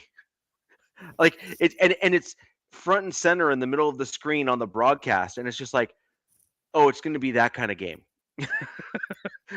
Like there's no other way of describing it. It was going to be one of those. Now, that being said, Nav, we spoke about a spectacular or incredible interception that Henley from the Chargers had against the Chiefs. I think we would be remiss if we did not talk about the Pat Surtain interception that he had against the Packers. Oh boy, that's you got mossed. You got mossed. Yeah, you got mossed. You know what I mean? Who was that against? Was that on Watson? Yeah. Notice Surtain intercepted over Watson? Yeah. Yep. Okay. That right there was next level freaking oh my God. I mean, now granted, a linebacker stretching out and freaking picking a ball off is also equally freaking badass. I mean, that is Surtain's job, but anytime. I mean, but a linebacker stretching out and hand catching a freaking football, you got to put those kind of the same, because you don't expect a linebacker to freaking reach out and hand catch a ball like that. Now, Surtain, that's what he should do, because he's the best corner on the planet. So, but it doesn't. It's not downplaying how badass it was. I was like, damn, that dude is the guy. He's him, right? So, I mean, he's better than his dad, which is saying a lot. I saw this. A lot better than his dad. I watched that and I was like, dude, Max gets bear hugged and we didn't see anything. We just want this game to end. Kind of right. Well, I will tell you, DZ, one of the funniest things I saw was the week prior. So Max is up in freaking Justin's grill, and he's walking away, and Justin, out of character, flips Max some shit on the way off the play, and Max just gives him a little freaking nudge, and Justin flops like a bitch. I was like, that is the craziest freaking thing. And Max even said it on the rush, he goes, I never expected him to do that. I never expected him to just like fall down like that. He goes, I played against him for years. And he goes, but he got me. He got me. And I was like, dude, he barely even touched him. Freaking, but Herbert freaking Herbert, he channeled his inner soccer player or basketball player. In that one.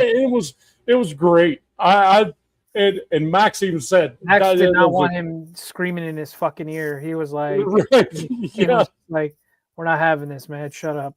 Right. I think he screamed, "Let's go" or something. I don't know what he said. Or whatever. No, probably there was probably more than that. But we'll never know, ever, So, but he goes, I didn't expect Justin to just freaking like flop on it. Because he goes, if you guys don't know, he's a big boy.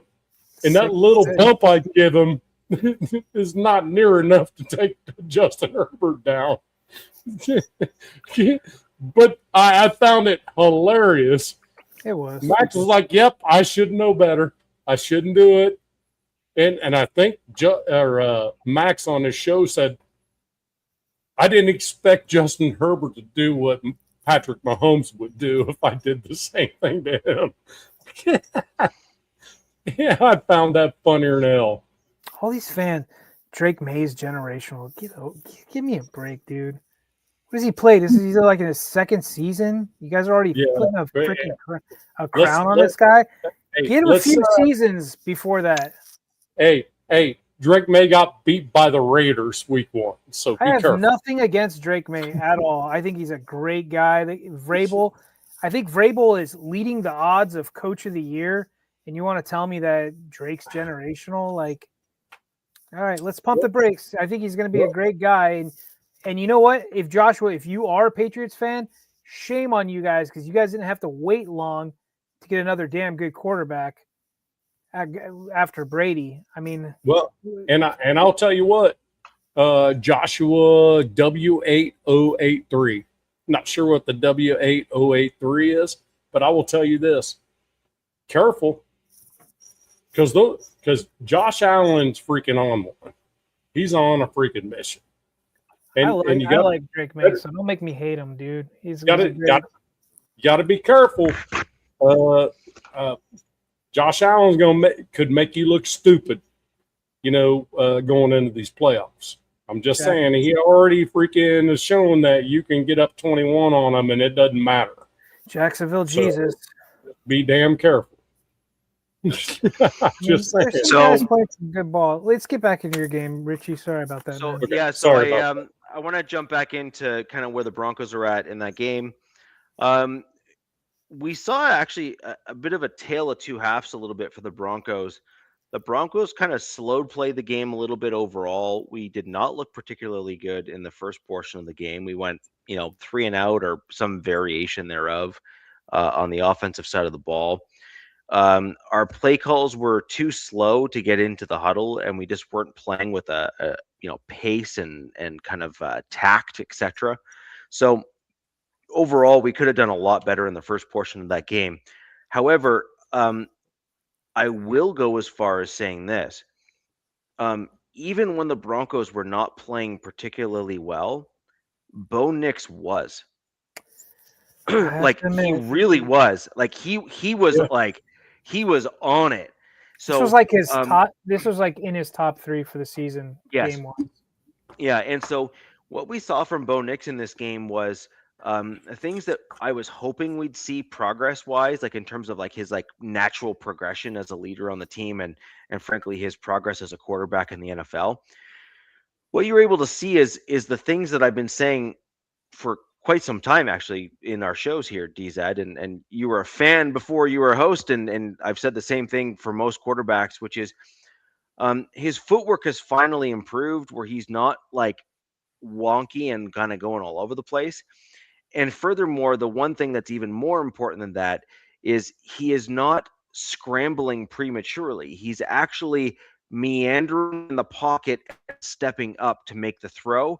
And that's where you saw some of these kind of laser beam style throws that were like incredibly effective, including a few touchdown passes there that were just absolutely just like laser beams. He's giving his guys like an extra second or so to get open, and instead of him taking off, he's maturing. He's getting it to that. Yeah.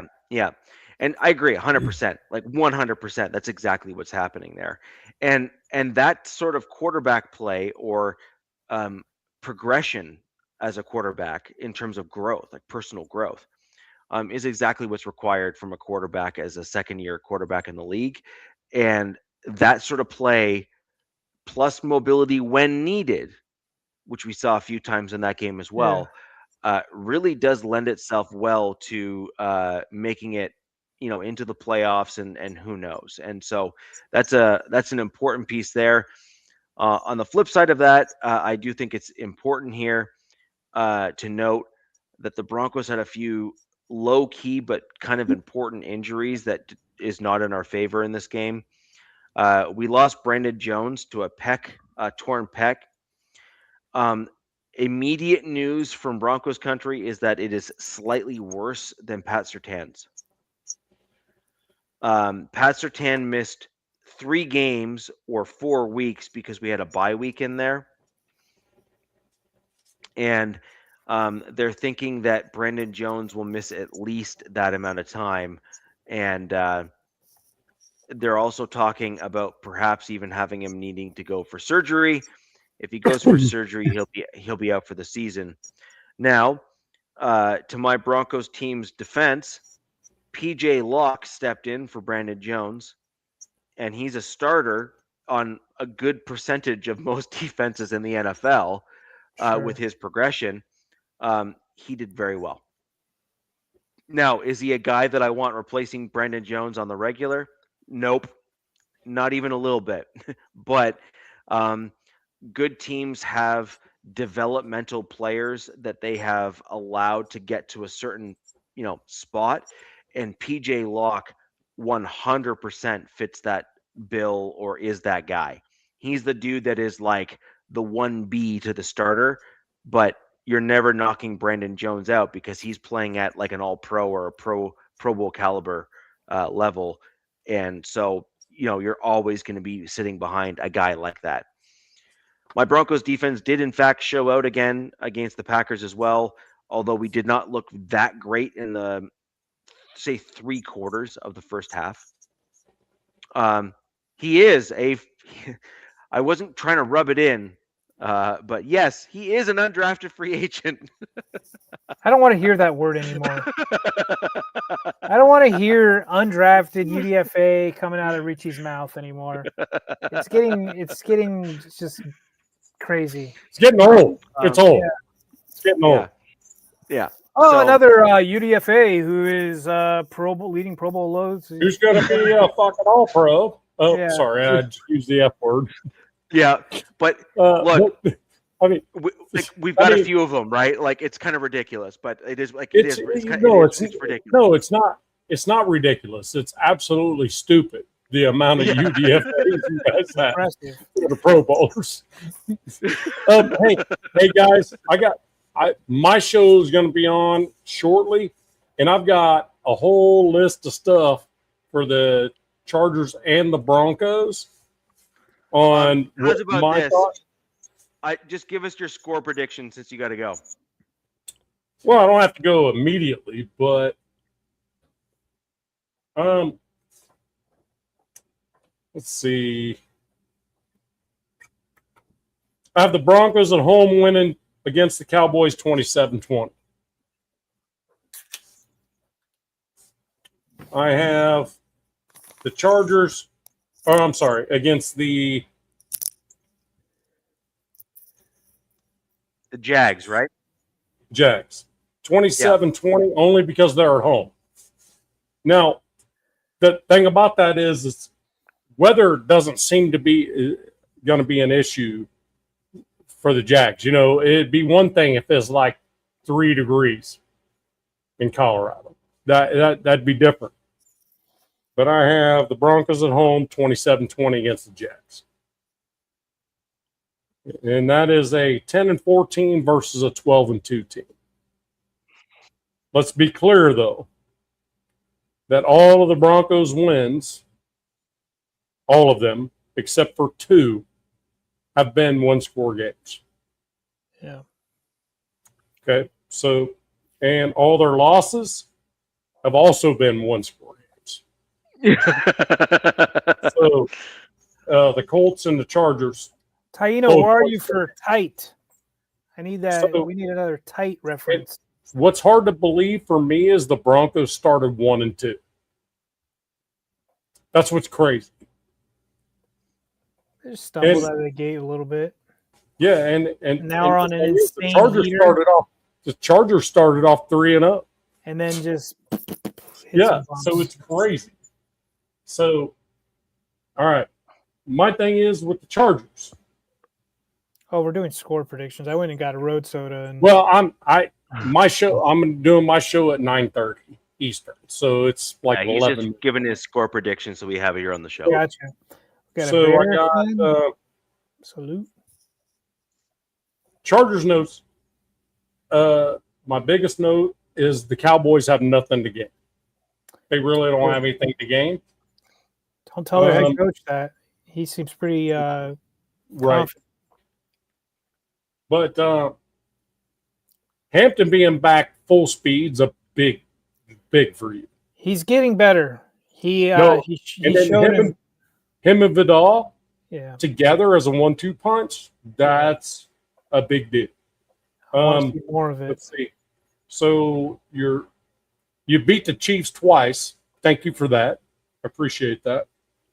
But your losses were the Giants, the Commanders, the Colts, and the Jags. Dude, and when you last lost to the Jags, we got our ass 35-6. Oh, they curb stomped us. That was just the Chargers. Now luckily you're not playing the Jags. No. The Broncos are. Yeah. But let's see. I was pissed to find out that the Broncos are playing at home against them too. I was like, "Oh, give me a break." I wish you guys had to go to Florida to play them. Something about Florida. So I got Chargers 38-24. And then I got Chargers 38-24. Chargers win 38-24. What's in those cigarettes? You got a little bit of salad in those cigarettes? No, I got Chargers winning 38-24.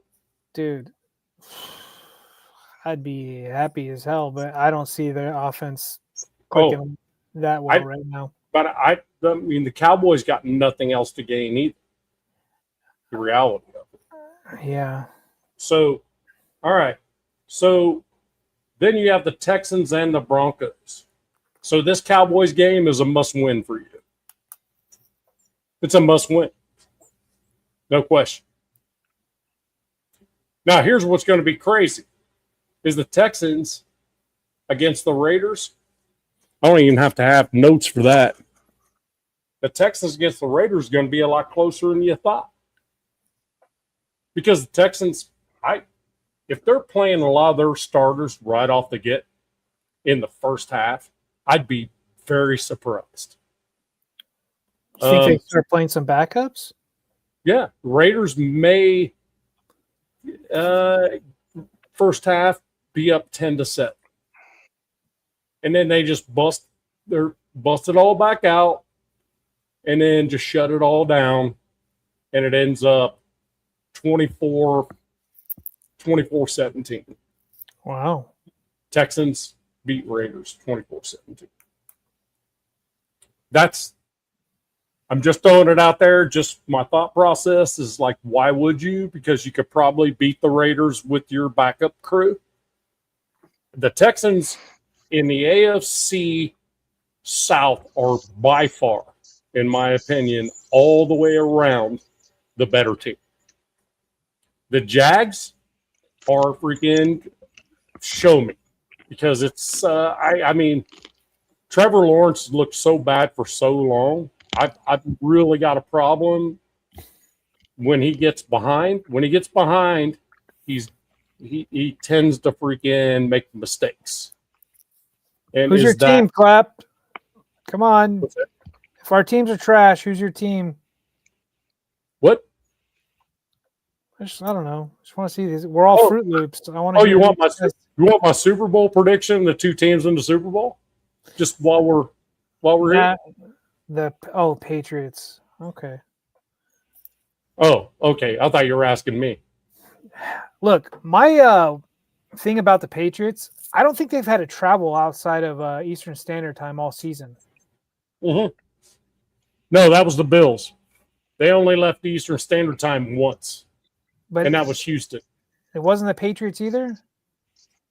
No, the Patriots have, I think they played RichEH. I'm pretty sure they came. Pretty much all of the AFC East did not move out of the Eastern time zone but a few times. I do like. I really like Trevion Henry. Trevion, their running back. He looks super explosive for them. Well, and then also have Stevenson too, which is their 1-2 punch. Yeah.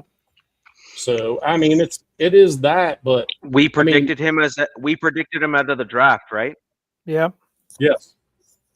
I have no issues with Drake May either. So if this guy, you want to troll, go ahead. My big thing with the Chargers is they're getting healthier when everyone else is getting hurt. So I'm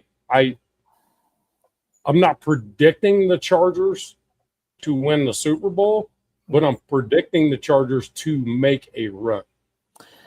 And so that's my prediction. Big part of it is Hampton and Vidal. Those two dudes are going to be hard to deal with. If you look at the Chargers, the wins. All right. Chiefs, Raiders, Broncos, Dolphins, Vikes, Titans, Steelers, Raiders, Eagles, Chiefs. Their losses, the Giants, that was freaking stupid. The Commanders played terrible. That was when I think probably when you lost Joe Alt. And we also lost Hampton that game as well. Yeah, and Hampton. And then the Colts. They curb stomped us too. Something about the AFC South. They've got our number. And then the Broncos, my thing is this. If the Broncos, from the weather prediction, it's going to be in the 50s, so it's not that big a deal. So if weather was a thing, I would take Broncos all day long, no question, easy, no question, right? But their wins are the Titans. Can't even read my own.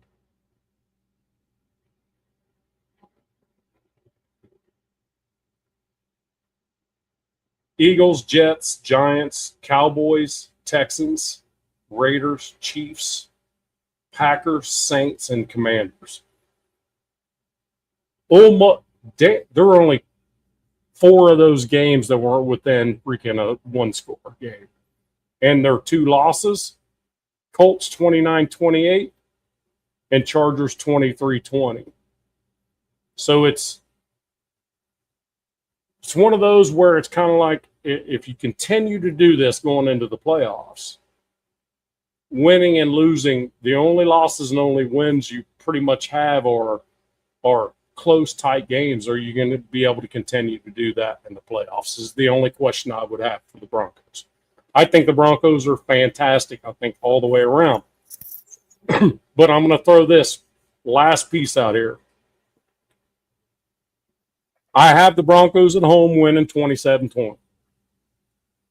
But the average margin of victory all season long, 7.27. The last 4 weeks of the defense, they're in the bottom 1/4 of the league. Their defense is not what the Broncos have been all year long. I'm concerned with that. So I'm still saying they're going to win against the Jags because they're at home. And look, this is, I use Sharpies and big paper so I don't have to put my reading glasses on. So it's smart, man. It's just, look, man, I want one of y'all two to go to the freaking bowl. Got to represent the West, and thank you for having me, and I appreciate you guys from the bottom of my heart. Jack, get better, man. He told me, he goes, "Hey, why are you in better shape than me? We're the same age." I'm like, dude, I've just been luckier than you. That's all. It ain't because I'm doing anything different. But Jack, love you no shit, man. Just get better. The holidays are coming up. All y'all, hey, happy holidays. Yeah, man. Love you. Jack wants me to read his scores real quick. Okay. Jack's scores are, I guess we'll start with, he's got Denver 24, Jags 21.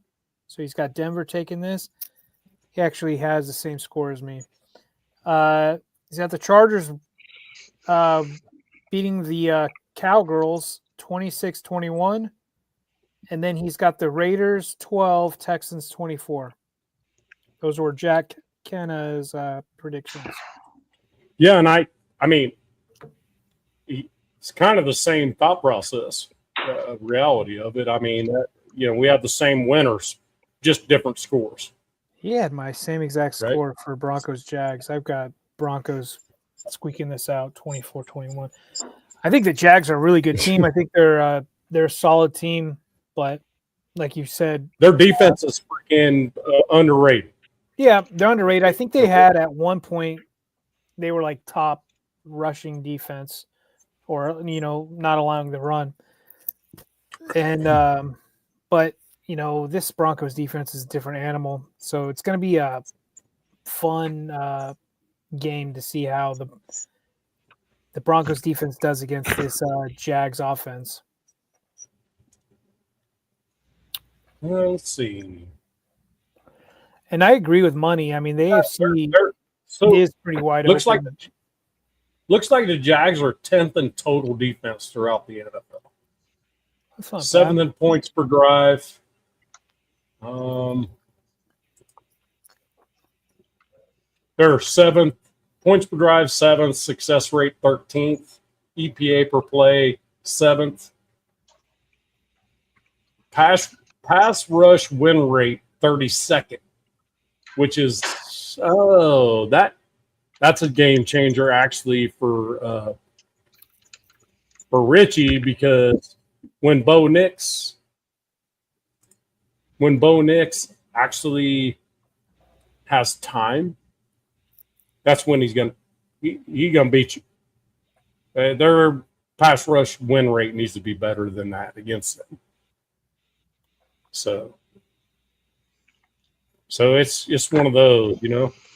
Yeah. The other thing, the other thing there, Nav, is if you're just talking about your Broncos game there. If you're talking about the Broncos game there, the other thing the Broncos have done is given up the least amount of sacks, or at least one of the least amount of sacks in the league overall, generally speaking. Right. And so when you're talking about a team that doesn't, like, we're now late enough in the season where, like, you're not going to surprise anyone for the most part with like something wild and crazy. You kind of know what you are, what everybody is. Most teams generally sit at this point. Yeah, exactly. So if your pass rush for your team isn't typically getting home, and that's going to be a problem that you're going to have to address in the offseason and in free agency. And so then the piece then is, if you're going against an offensive line that has been, you know, quite effective at stopping the rush and all that sort of stuff, then you're probably in for a long game, right? Because you're not going to be throwing the guy off the mark. You're not going to be collapsing the pocket much because you're not really getting home to the quarterback, which means that guy's going to have a little bit more time to throw, and he's going to be able to pick you apart, sort of deal. And that goes for any team. I don't care if it's the Broncos or any other team. It just so happens that in this particular matchup, it is what it is. It is what it is.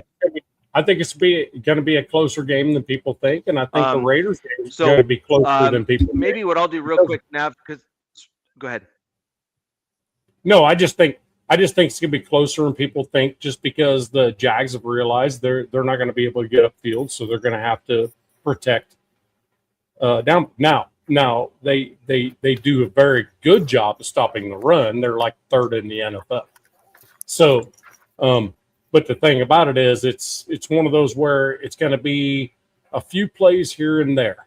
Makes me not want to start RJ Harvey in fantasy. But it's going to be one. But it's going to be one of those where it's going to be a few plays here and there. They're going to determine the game. But I firmly believe, because it's going to be at home in Denver, they're going to win that ball game. But it's not going to be some kind of ass whooping at all. I think man, if I remember, I think the Jags on the road are not the same type of team as they are at home. No. No, they're not. I'm going to just blast through my scores, Nav, while you're here, and I'll let you go to your show. I have Broncos 31, Jags 23. Okay. I think the Broncos will win. I think the Broncos will win this game. I think the Broncos' key defensive players in recent games. I think Riley Moss, despite the fact that the refs have labeled him a dirty player, if you actually look objectively, I'm not just saying like I'm a Broncos fan, so therefore I love all the Broncos players.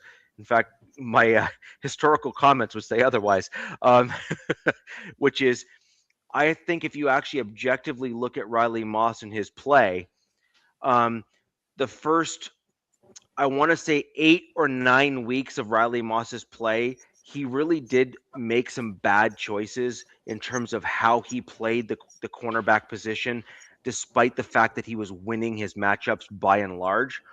What we've seen from Riley Moss in the last few games here is he has played far well and still won his matchups. In fact, even played better than he has in weeks past. So I think this is showing growth from Riley Moss. And frankly, if you get Pat Surtain and Riley Moss on either side of the ball, and you got Riley Moss stepping up and playing at a pretty impressive rate. That's pretty awesome for the Broncos defense. I agree. With regards to the Chargers and Dallas. Yeah. With regards to the Chargers and Dallas game, I have that as the Chargers losing 27-24. I think that there's going to be I just think that Dallas is got a different sort of defense out there now. And by the way, that score could be inverted if the running game for the Chargers is able to be successful. But I think that's the key. Is I think Dallas has brought in two key pieces on the interior of their defensive line. Frank Clark, Quinnen that Williams have really made a massive difference in terms of how their defense has looked. One of them's in concussion protocol right now. Exactly. So Richie. Yeah, well. So if Quinnen Williams doesn't play, yeah. But look, like you were saying, well, if Quinnen Williams doesn't play, then I would then have you guys winning something like 31-24, because he is a difference maker across the board, not only from a pass rush perspective, but also from a run stuffing perspective. And he is a difference maker on the defensive side of the ball, and that's indisputable. Like, he has joined the Dallas Cowboys defense, and they do not look like the same team. No, they've improved quite a bit. They just don't. With the addition. No, you're right. But they've improved quite a bit with the additions of Frank Clark and Quinnen Williams. And who else they had? Logan Wilson, the linebacker. I don't know. This was my game where I'm like hoping that the pass offense can kind of get going. But we'll see, because it's been kind of quiet. Hasn't really been some explosive plays passing wise, or more, I would say, consistent. But if they want to just lean on the run and let Hampton, if it all works, I'm fine with it. So, DZ, what's your scores on those games? I've got the same as Jack Kenna. I got Broncos taking this by 3 against the Jags. Now, I can see this flip-flop either way. I mean, I've got some respect for the Jags. I hate saying it because they've got my team's number for some reason. Jacksonville Jesus, he's in Liam Cohen. They got something working right now. And if there's no bad weather, yeah. But Broncos, like you, I'm kind of with you, Nav. Broncos being at home, I give them that little edge. And then Texans Raiders.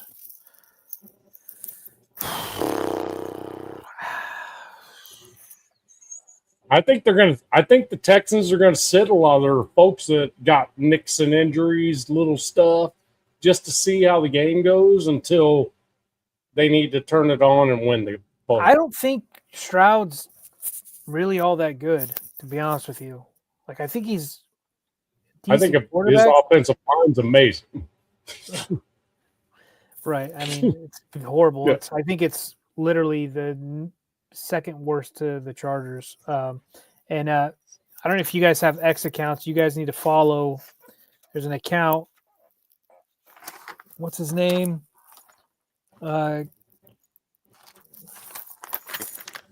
Computer Cowboy.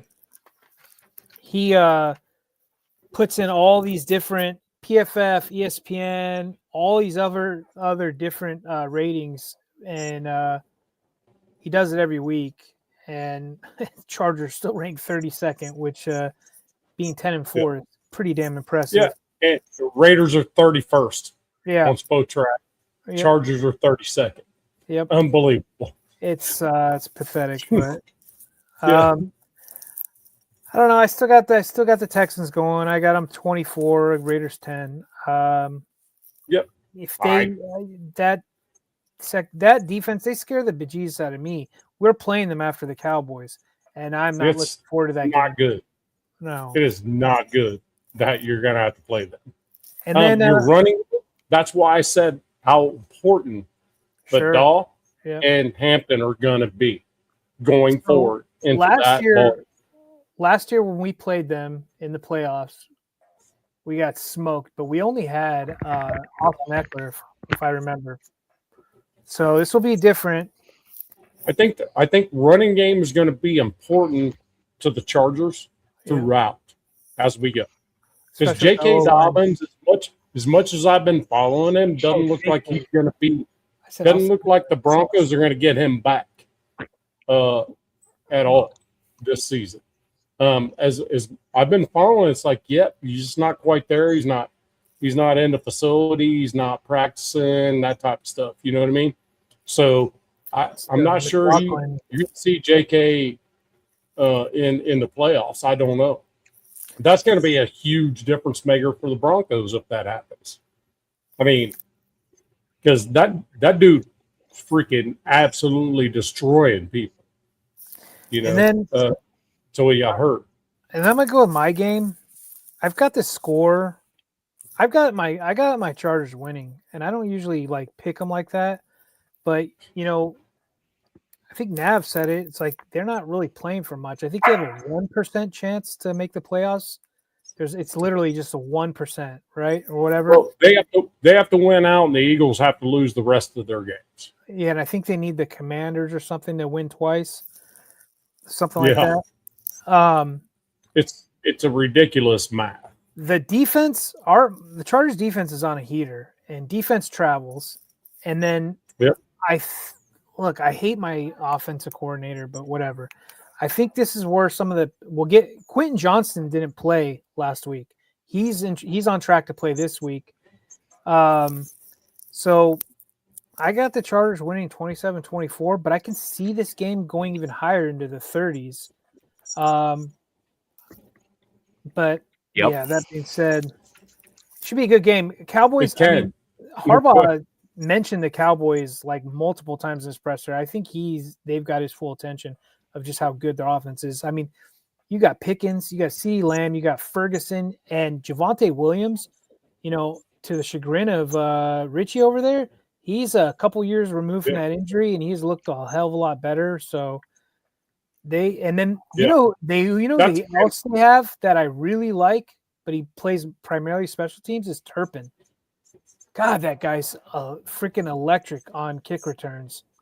So everybody talks about the Dallas resurgence being Quentin Williams, but to be honest with you, the running game got better with Javonte, right? So it's like, so there was two pieces, in my opinion, that made a big difference with Dallas. Javonte was there. Javonte was there before, and he was a big reason why their offense had a bit of a resurgence, right? Because, look, he was not working out in Denver, and it's just proof that a dude can go to a different team with a different offensive scheme, right, and kind of revitalize his career potentially, and that's totally fair and above board in terms of options and everything like that. However, the Cowboys were struggling to try to win games this season because they couldn't stop anybody on defense because the entire middle portion of the field was being absolutely eaten alive by opponents' offenses, and they were just getting slaughtered. Well, now you bring in two dudes that are right. Hey guys, and then they brought in basically two pieces to fix it. Thanks, I gotta go, guys. See you, buddy. Hey, I'm getting beat up on Instagram. What are we doing? Where are we going? Hey, you guys are more than welcome to switch over when you guys are done. We pop you on. We can talk a little bit further. Okay. Yeah, man. Hey, Jack, just get better, brother. Just get better. I'll be here for you whenever you need me. Okay. Love you guys. Take care. Off I go. So basically what I was saying there, just real quick, DZ on that piece, I'll just quickly finish because he had to go. But basically, long and the short of it is the Cowboys were actually one of the top offenses in the league, even when they were losing games. It was crazy that they were losing games, putting up 25, 26 points kind of thing. They were just getting beat 31-27 or you know what I mean? Their defense was just giving up too many points on the other side of the ball. They were like Cincinnati, which was obviously had to be quite frustrating for them as a team. Exactly, 100%, exactly like Cincinnati. And then Jerry Jones made a comment in about mid-season, just before the trade deadline, about bringing in an interior defensive lineman to really turn the team around. And he got really raked over the coals in the media for making that comment because the league, or sorry, the analysts, not even the fanalists, just the analysts were like, Jerry Jones being Jerry Jones again, and blah blah blah blah blah, and this, that, and the other. But if you actually look at what's transpired as a result of doing exactly what Jerry Jones suggested, which was bring in some interior defensive linemen, and man, did they ever swing for the fences on the guys that they brought in. Well, Um, and not only it has what you're made saying a with those guys, tremendous difference for the team. Richie, those two additions also boosted the guys around them as well, who they've already had. Well, And you saw some of their we've edge said this guys again on come the to show life. before. Yeah.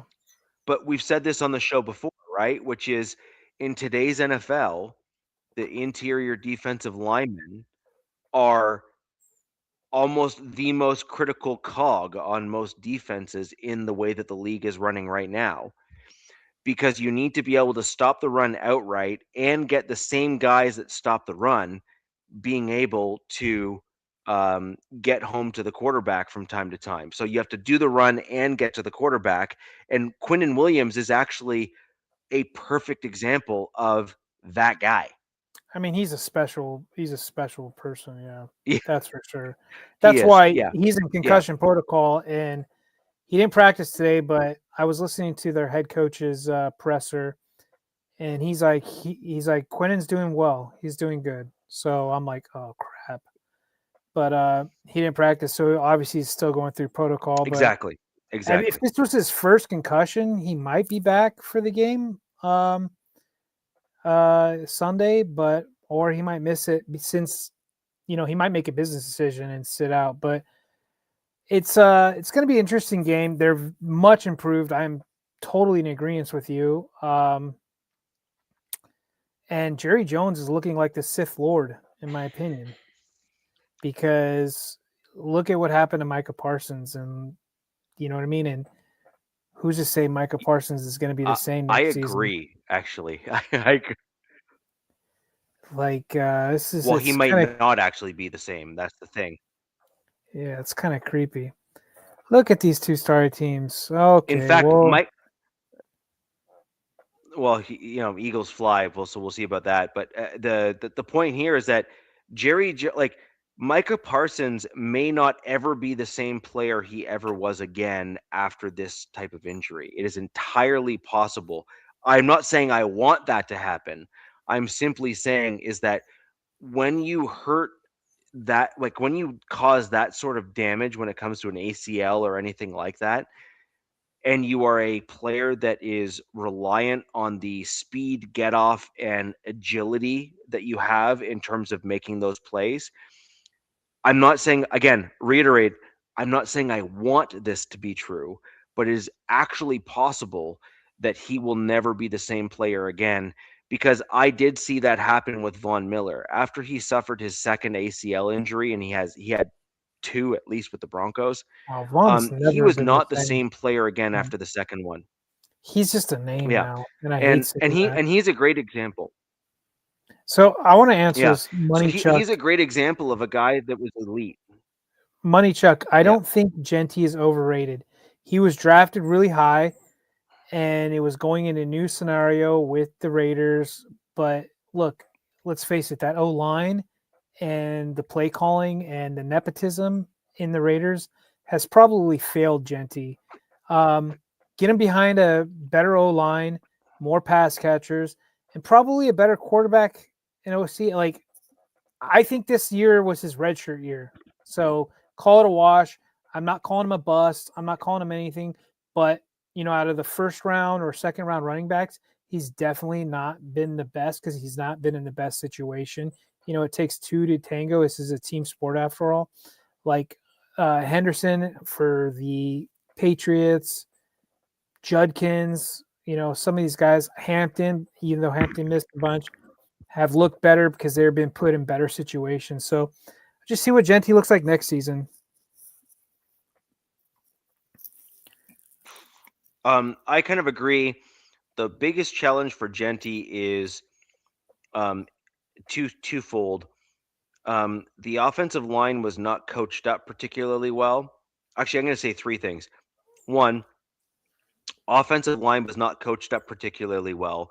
Number two, they they really haven't owned or stayed consistent to a scheme that fits their players well, and or put the right personnel in the right place in order to fit the scheme that they are running. And then three is they need more talent on that offensive line, particularly in the middle of the offensive line, in order to keep the pocket clean and open holes for the running back. Even one as good as Genty, and I've been on record, and I will actually maintain my stance that um, a running back is really only as good as the offensive line that's in front of him. And even a great running back, and I think Genty is a great running back, will struggle behind a poor offensive line no matter what. I mean, you can look at the Chargers. Like, right, we have Vidal and Hampton right now. They're only succeeding by running to the outside, and that should just tell you it's not a good running back, not a good offensive line. But dude, fly eagle fly. Adrian Peterson was like a special breed of human. Like, they don't make them like they used to. So Yes. some of these guys are just have Wolverine blood. You know what I mean? Just he was special. But we'll see about Micah. I mean, it's about hunger. It's about rehabbing, and we kind of talked about it earlier with these quarterbacks. And what who was I talking about? RG3 talking about. I think it's great, man. I mean, look, the Colts are desperate, right? But this also just shows you guys as fans how crappy quarterback development is in the NFL. The NFL and college have huge issues with quarterback development, and so bad that they had to call a 44-year-old off his effing couch to come in and try to save their season. Yeah, man. So exactly. On this note, DZ, the comment here from Fly Eagles Fly, just my 2 cents on this is rock and roll. Adrian Peterson, when he was in high school, he had his age questioned because he looked too old and too muscular for his age when he was coming out of high school before he even hit college. And there's a story that's been documented, you can look it up, where the opposing coach demanded his birth certificate be produced to prove that he was the correct age to play on a high school football pitch. Now, let that sink in. So you're talking a dude that had so much testosterone flowing through his veins that he looked like a grown man when he was in high school. That's a problem. And that's why he was also able to recover so quickly from the ACL injury, because he's had that kind of healing power, if you will, as a result, since high school and obviously all the way into being younger in the NFL. He was able to heal quite quickly. Yeah. So we had a guy not a fair comparison. We had a guy in high but school not a fair like that. comparison is my point. No. But we had a guy in high school like that. He was a track star, played football, was a running back as well, but had this similar, way too muscular, looked way older than he should be. But I don't remember hearing. I was a freshman, he was a senior, and then I remember hearing a story that he went to Arizona State, and the rumors were that he messed around with the coach's daughter, and that's the last that we ever heard about it. And then, but he was a great athlete, man. Like, ran a 4.2, like a 4.2 something in track. It was impressive. But yeah, Adrian Peterson, stud. We'll see about Micah. We'll see about Mahomes. I think Mahomes is special too. But I do think that RG3 and some of these other people's comments have merit. Like, be careful about coming back next season. And, what are the expectations for Chiefs fans or the Chiefs? Who knows? But I agree. It's gonna be an interesting week, man. I'm really excited for your guys' game. I agree. Ricky. Yeah. That Jags. Look, you guys handled the Packers. I thought the Packers were going to get you. That didn't happen. I got you guys taking the Jags down. We'll see. This is probably your last toughest match of the season because the Chargers are 5-0 in the division, but you guys can still win the division if I'm not mistaken. If my math ain't mathing, you guys could still like win it by record or something. I don't know. Yeah. So, where the Broncos are sitting at right now is because we've beaten the other divisional opponents that were. There's a whole like point differential and some other things that all come into play and stuff as well, and records. So, the end of the day, the Broncos are on. Our destiny is in our hands at this point. Yeah. Like we are the number 1 seed in the AFC unless we mess up. So SoCal that's says Denver. basically what it comes down to. That's crazy.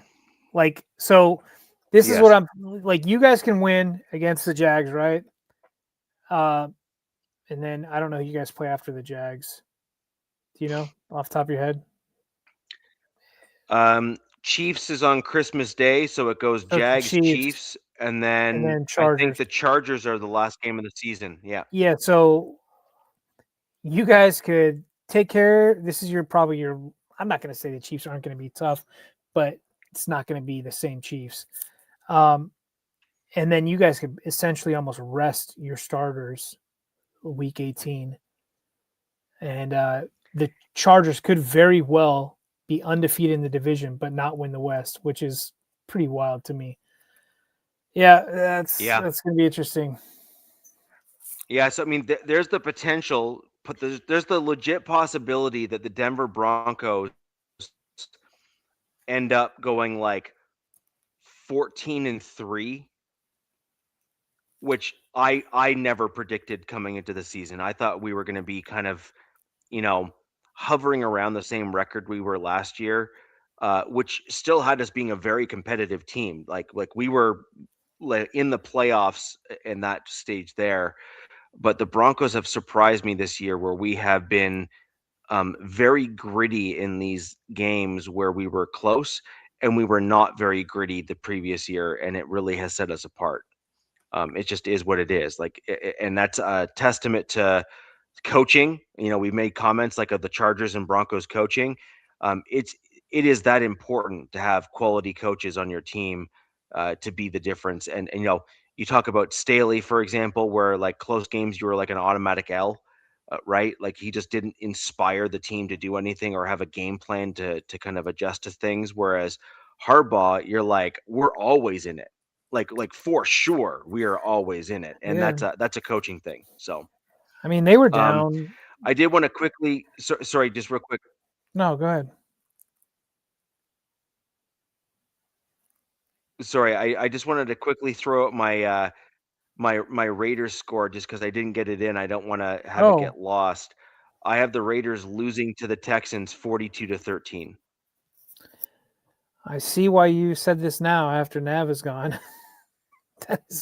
Well, I tried to say it when Nav was here, but he kind of jumped in to try to say I gotta go. But it is what it is.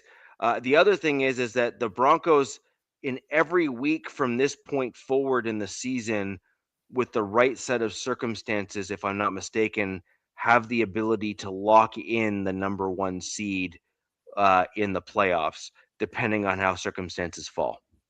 I can see SoCal. I can see Peyton doing whatever he can to get a win, because I don't think he wants to go saying that Bo or somebody's 0-4 against the Chargers or some shit. You know what I mean? Like, I could see them trying to stick it to LA, but does that kick us out of the playoffs? I don't know. Who knows? I doubt it. I mean, I'm looking at the guys who are in the hunt. who's maybe. I mean, look, it's Pittsburgh's in the hunt now, right? Because Baltimore overtook them, if I'm not mistaken. Yep. So, yeah, it's going to be interesting. Yep. I'm just more pleasantly surprised than anything with my team, but Yep.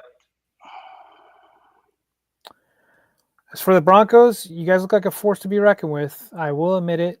And if Bo keeps playing the way he does when he needs to do that, they're going to make a deep run this year, especially with how wide open the AFC is.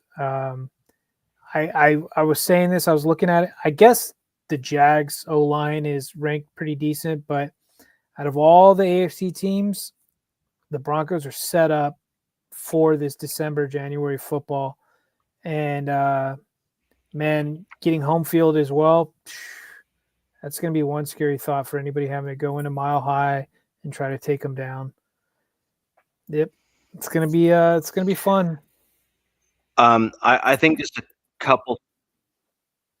Yeah, just real quick on that point. I also don't think the Jags have played a defense that has like the variance and the kind of the roster depth that the Broncos defensive line has as it pertains to getting to the passer.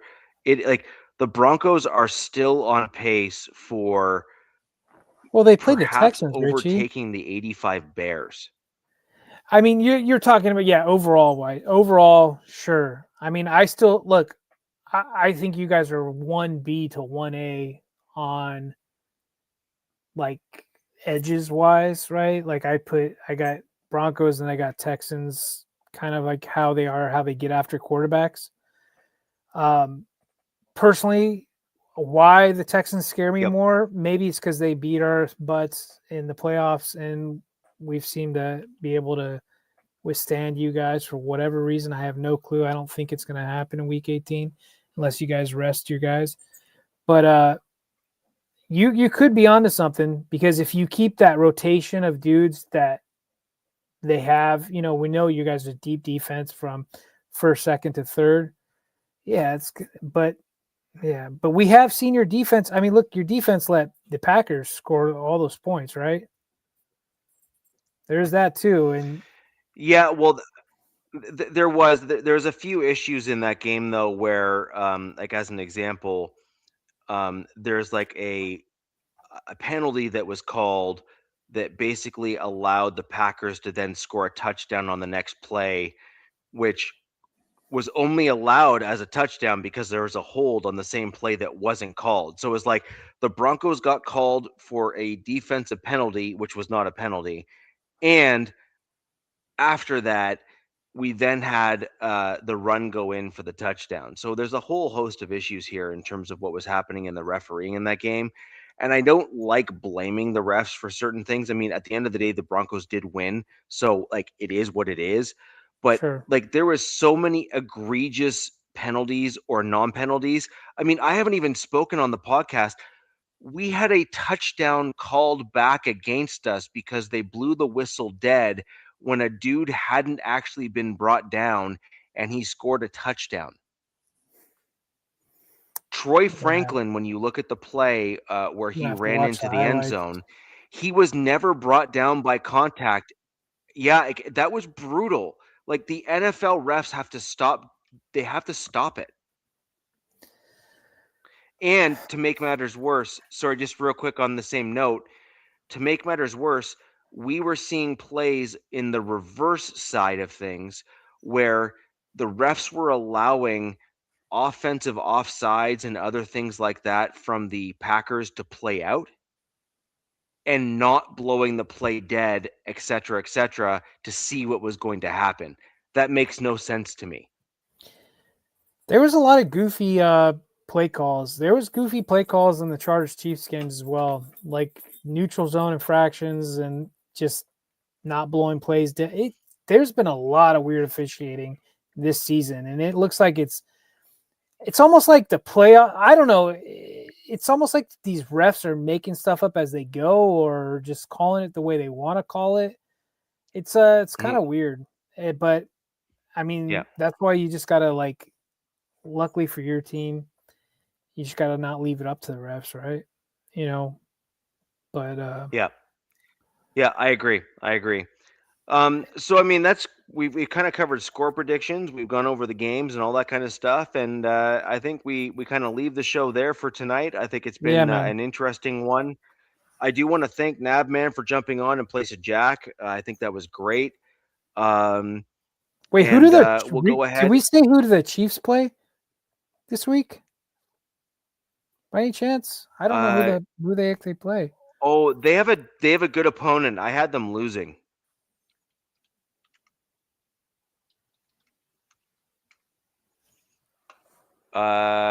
Tennessee. No, are they the Titans? Never mind.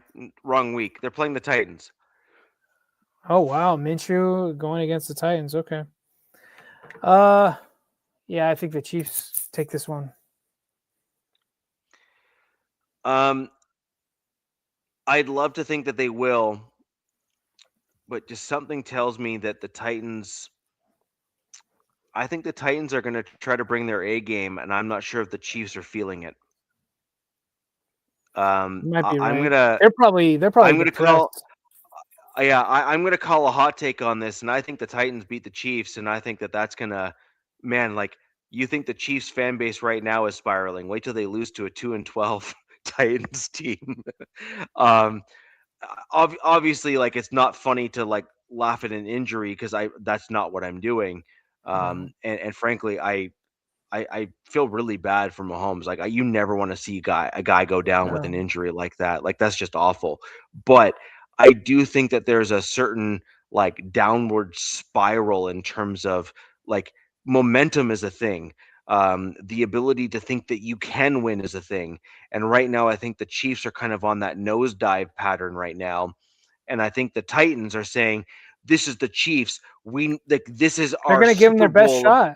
Yeah, 100%. And I just think that as a result of that, I think you're going to have the Chiefs in a bit of a slump, and the Titans saying, I refuse to lose. And I think it might end up kind of weird where you end up seeing the Titans beat the Chiefs, if but nothing else, just because they want to say they beat the Chiefs.